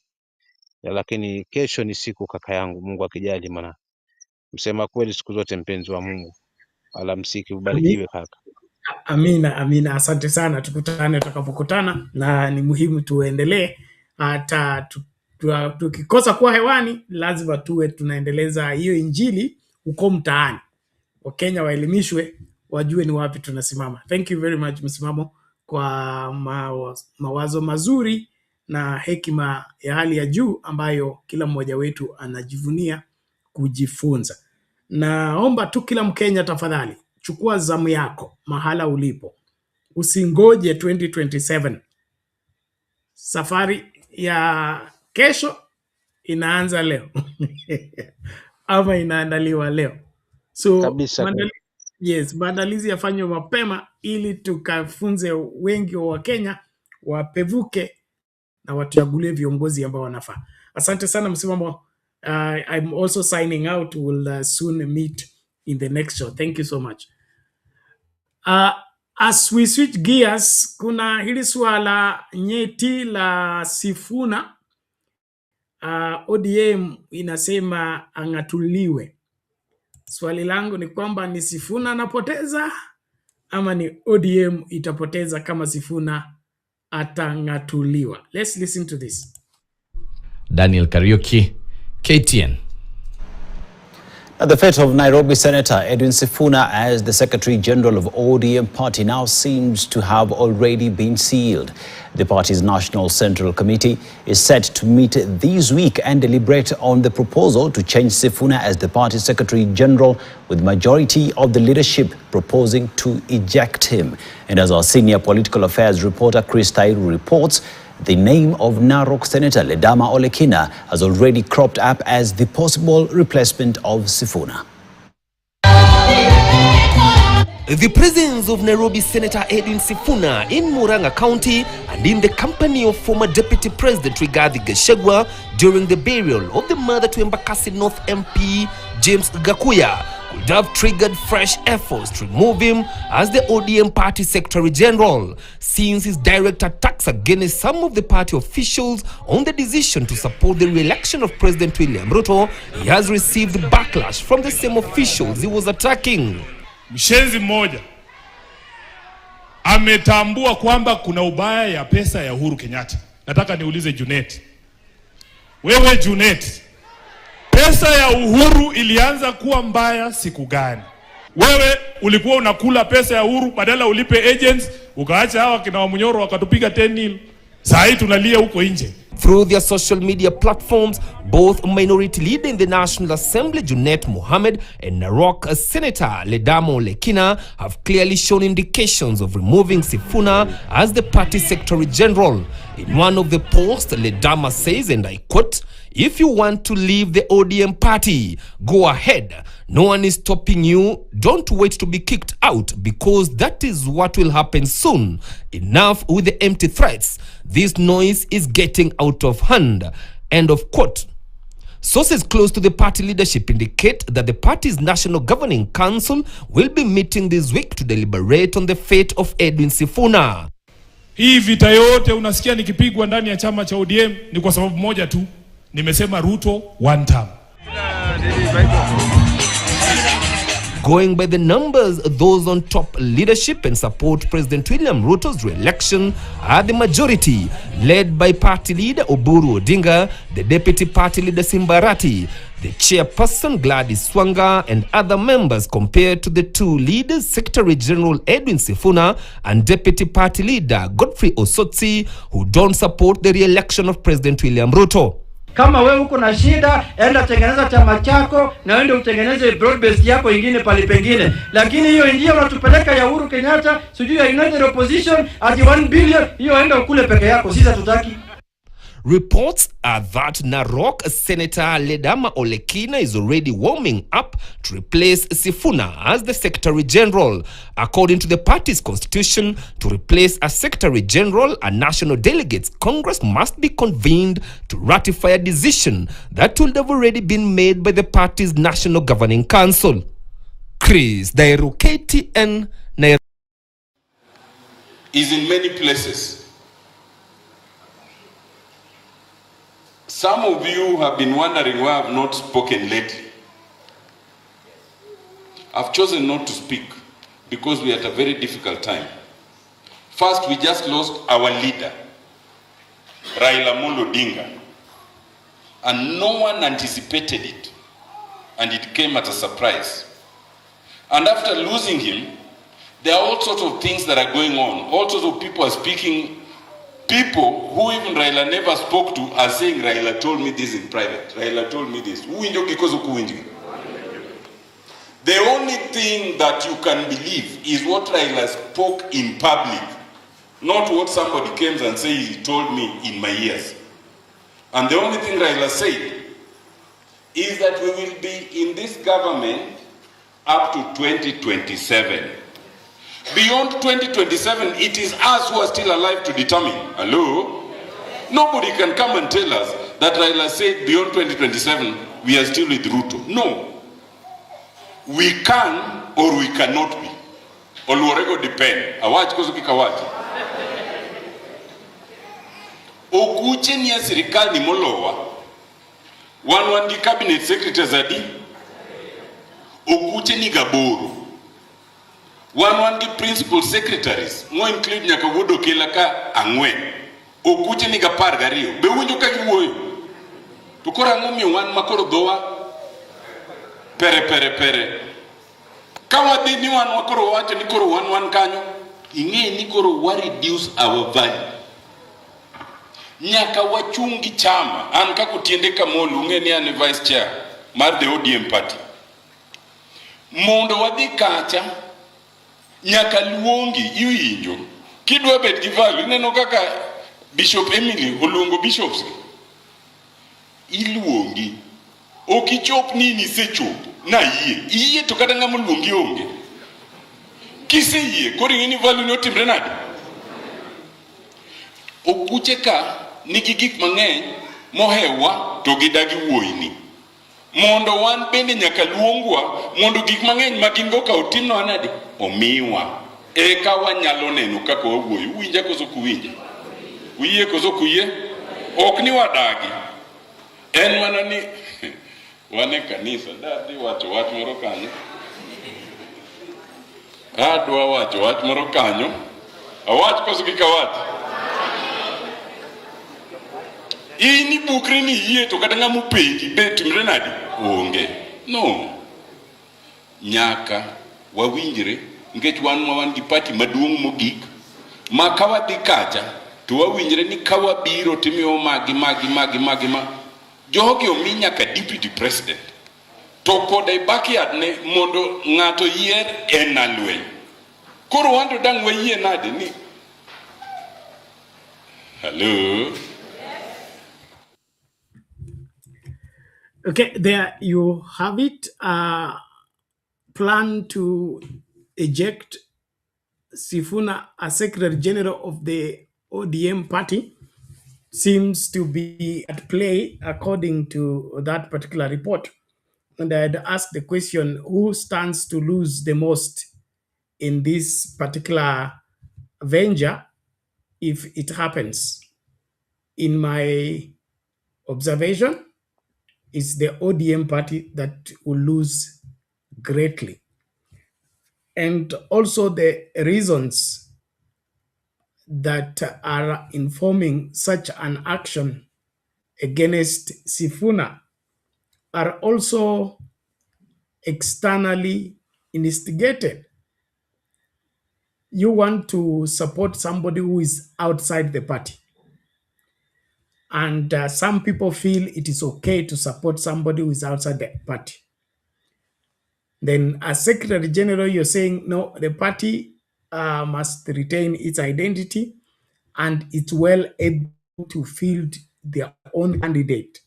We don't need to go and subject ourselves to another political party and support another person from another political party as the candidate. So, in my opinion here is you have, for example, like in a family, you want to fight your brother because of your friendship with your neighbor. Okay?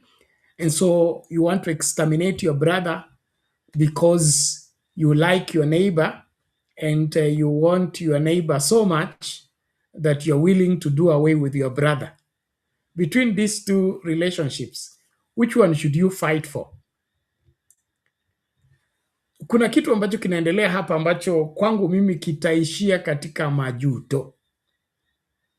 Na hawa ambao wanasema kwamba fulani aondoke kwa chama, fulani tutamfukuza kwa chama, hiyo yote kwangu mimi itaishia katika machozi tu, kwa sababu sioni wa Kenya ambao wana support UDA na wana support William Ruto. Kisiasa tukiangalia tu vizuri bila kubagua, ni kwamba kama utaki kuchaguliwa, kama ukitaka kupoteza umaarufu wako na kupoteza support yako kutoka kwa Wakenya, sasa hivi kitu cha kufanya ni kuwa karibu na William Ruto. Kujiunga tu na William Ruto kunafanya Wakenya wananawa mikono kwa ajili yako. So wale wote wanafikiria kwamba Ruto ndio serikali na atafanya vile anavyoweza kuhakikisha kwamba unachaguliwa, kwangu mimi hiyo ni kwa sababu kama wengi wa Wakenya wanalia, wengi wa Wakenya wanaondoka kwa UDA, wanajitenga na William Ruto, na wewe unakimbilia kujiingiza hapo na kwenda kudai kwamba huyo ndiye atakayewasaidia kuchaguliwa, hiyo ni kuwa sioni, sitaki kutumia lugha chafu, lakini ni kwangu mimi inaonekana kama ujinga. Inaonekana kama ujinga. Eti wewe unataka kumuua ndugu yako kwa sababu ya urafiki wako na jirani yako.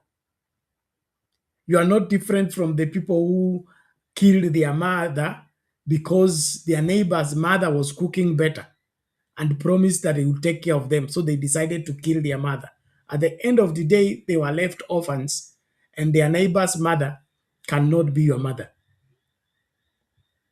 What's cooking with the ODM party needs to be sorted out the ODM way. And the ODM way is let everybody come on board. Let the decision of how the party is going into the 2027 elections be an ODM decisions, not an advice, a push, or a manipulation by external forces, including Ruto and the team. The people obsessed with getting rid of Edwin Sifuna are not speaking that because of ODM. They are speaking that because of William Ruto. And that's what I find very difficult, how come William Ruto has a stake into what goes on in ODM to an extent whereby that whatever William Ruto wants should be given to a place whereby you want to get rid of a competent, long-serving Secretary General because he has refused to dance to the music being played by an external force.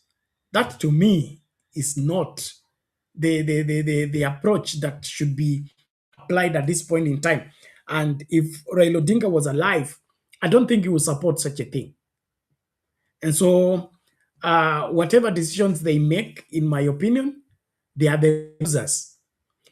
And maybe just to sound a little tribal in this matter, replacing Sifuna with Ladama Olekina.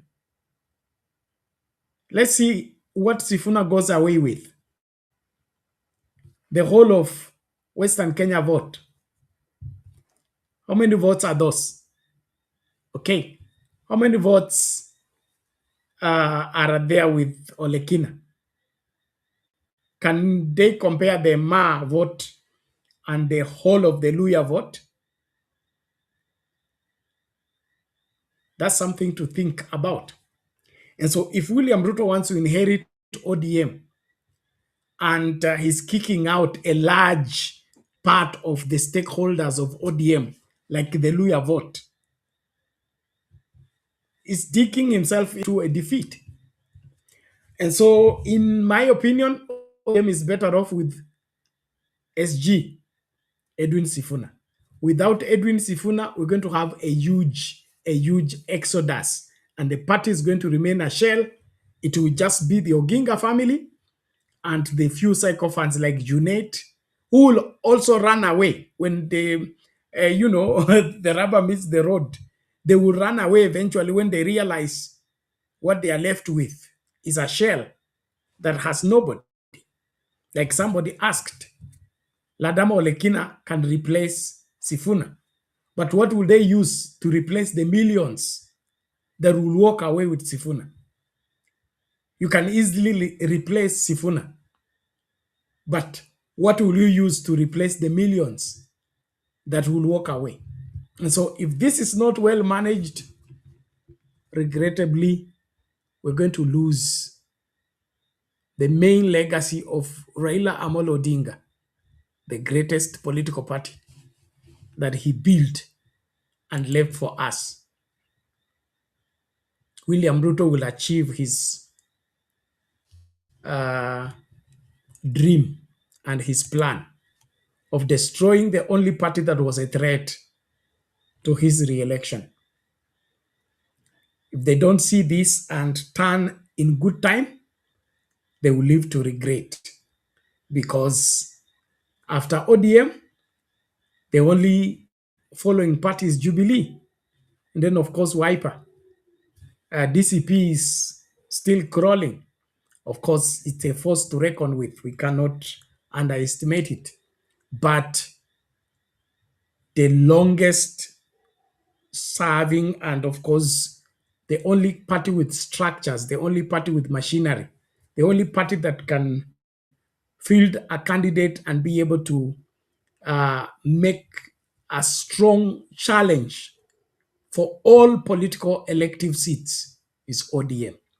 When ODM gets split, because it will definitely do, because Sifuna, Babu Owino, Hamisi, and Osotsi are not going to go quietly. They are not individuals. They have become institutions in terms of they have a huge following, and that huge following is going with them. So let all the people that are into this think again. And then, of course, the claim that Raila Odinga said, or Raila Odinga left us, or Raila Odinga did this and that, is neither here or there.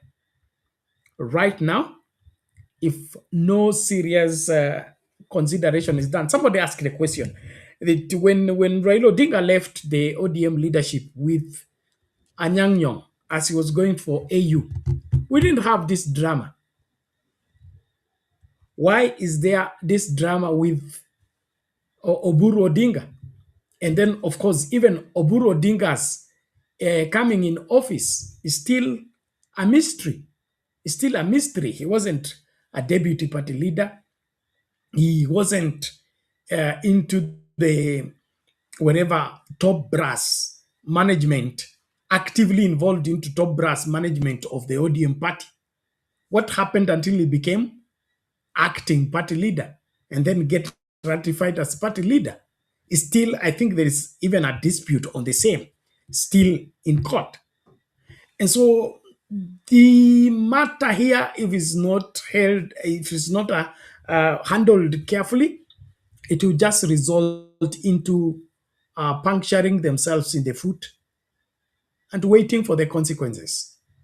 The worst person to lean on seeking your re-election is William Ruto at this point in time.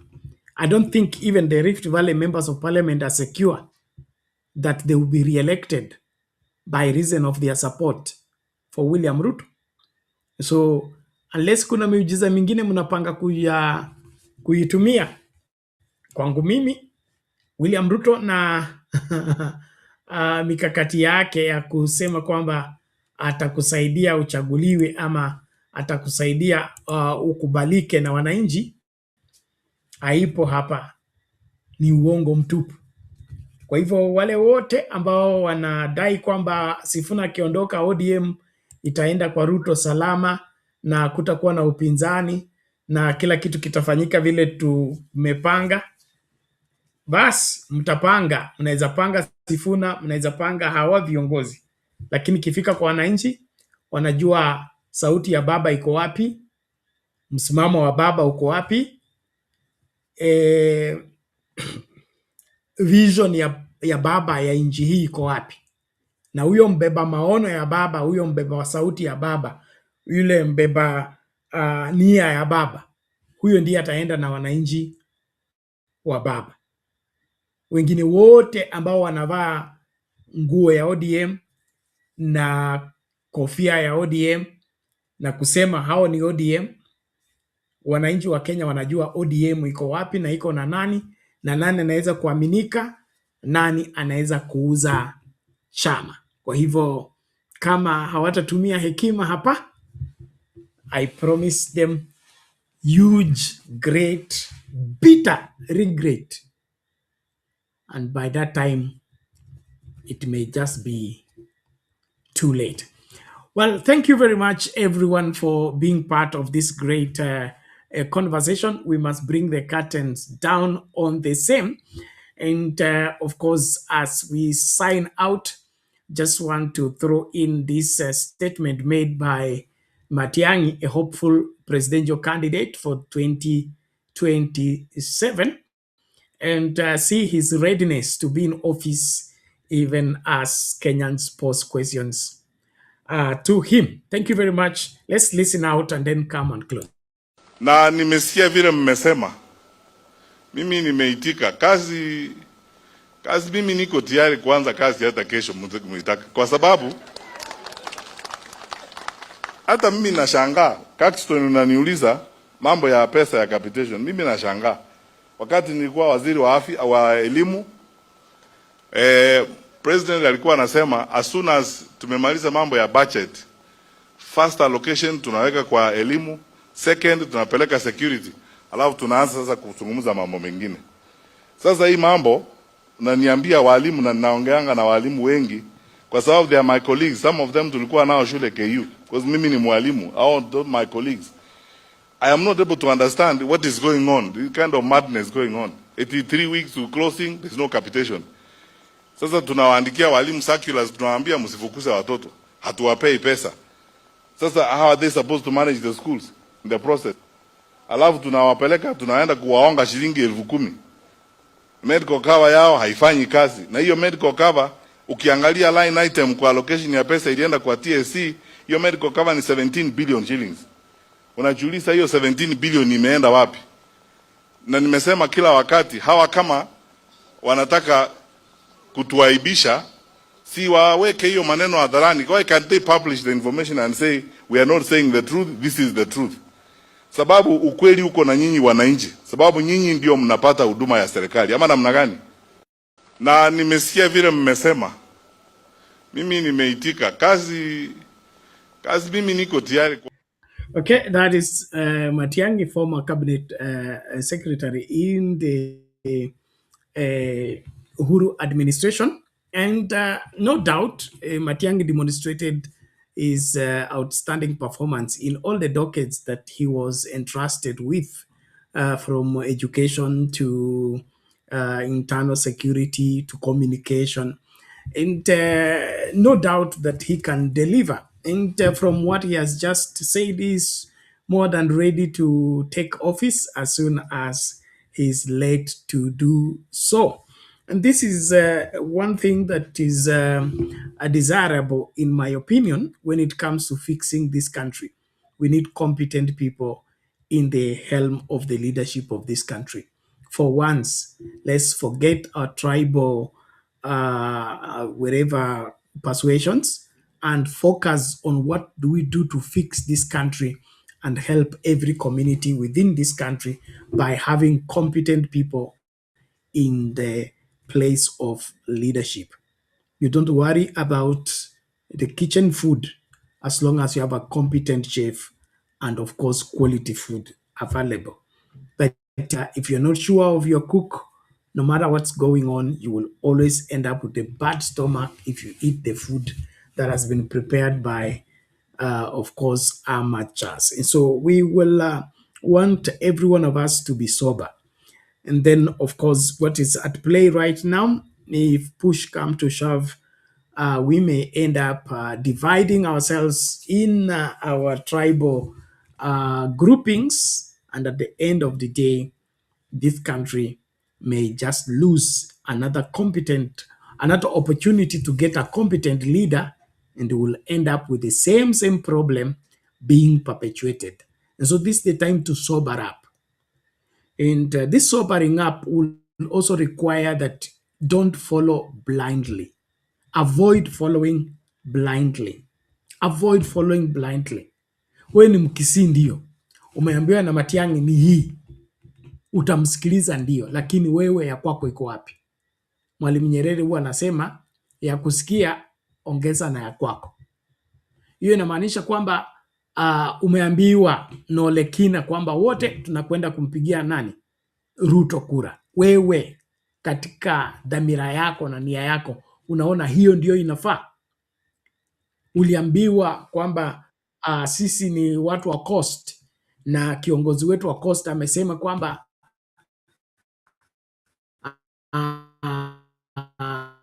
broad unaona ni nini, so that we don't blame others at the end of the day. And that's one thing that I have against the Mount Kenya people when they come to us and say that William Ruto deceived them and they voted for a wrong person and they want to make, or they are being asked to vote. And so we as a people must interrogate and question everyone. But please, please, please, please, competent people, don't vote for anything and everything. Vote for people that you can trust, people that you can count on, and people that will not be easily bought.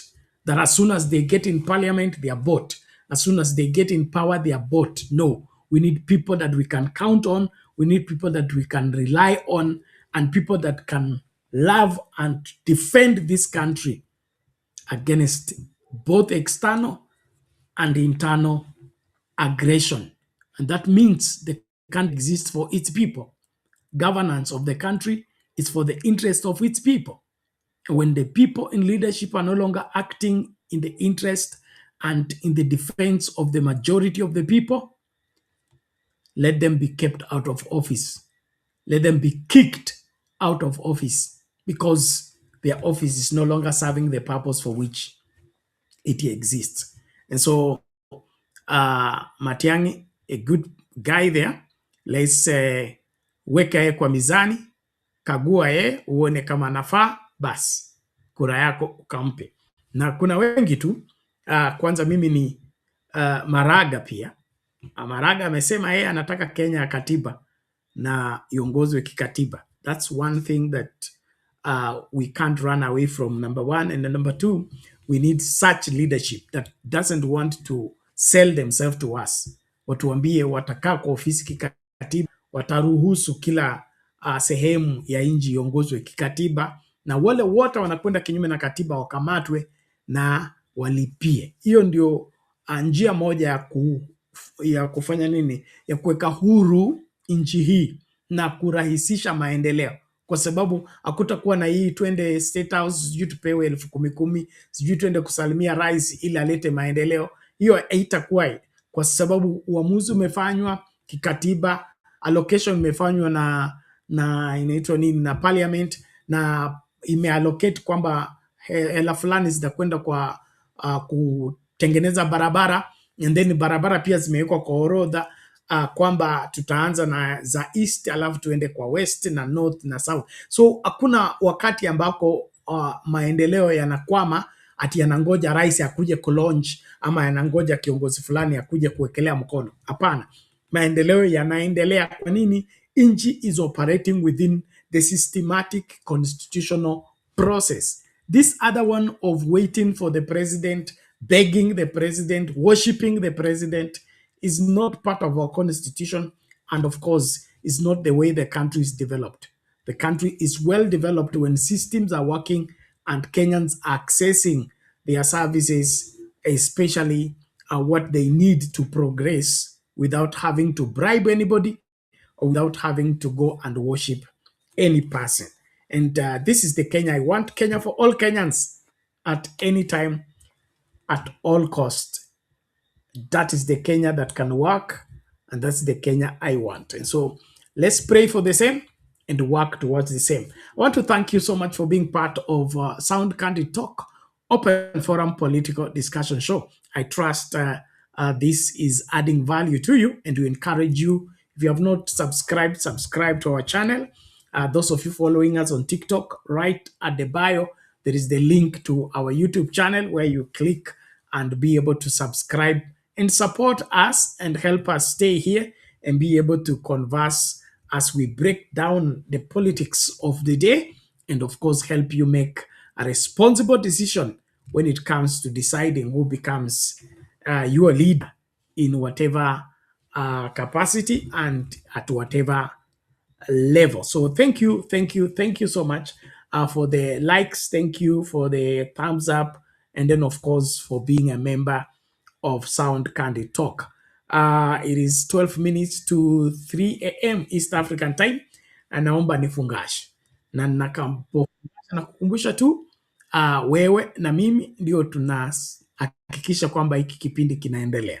Kwa hivyo tunakuomba ukatuchangie uhakikishe kwamba hizi taa zinafanya nini? Zinalipa Wandai tokens zake ili tuendelee kung'ara tukizungumza mambo haya. So wale wanatufuata kwa TikTok hapa kuna hiyo till number 516575. Unaweza kudrop hapo kitu hapo, kitatusaidia katika kulipa wifi, kulipa hiyo light, na tutaendelea kuchambua siasa. Wale mnatufuata kwa YouTube na Facebook, the till number is also scrolling below your screen. That's 516575 Sound Candid Talk.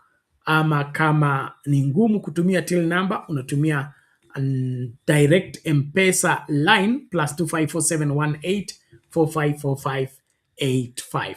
I really want to thank you so much for making this program a success. I look forward to meeting you in the next show. May God bless you and keep you, and of course, cause everything to work together for your good. I look forward to meeting you in the next show. Tafadhali tegea papa hapa, tutarejea tutakaporejea. Mungu akubariki.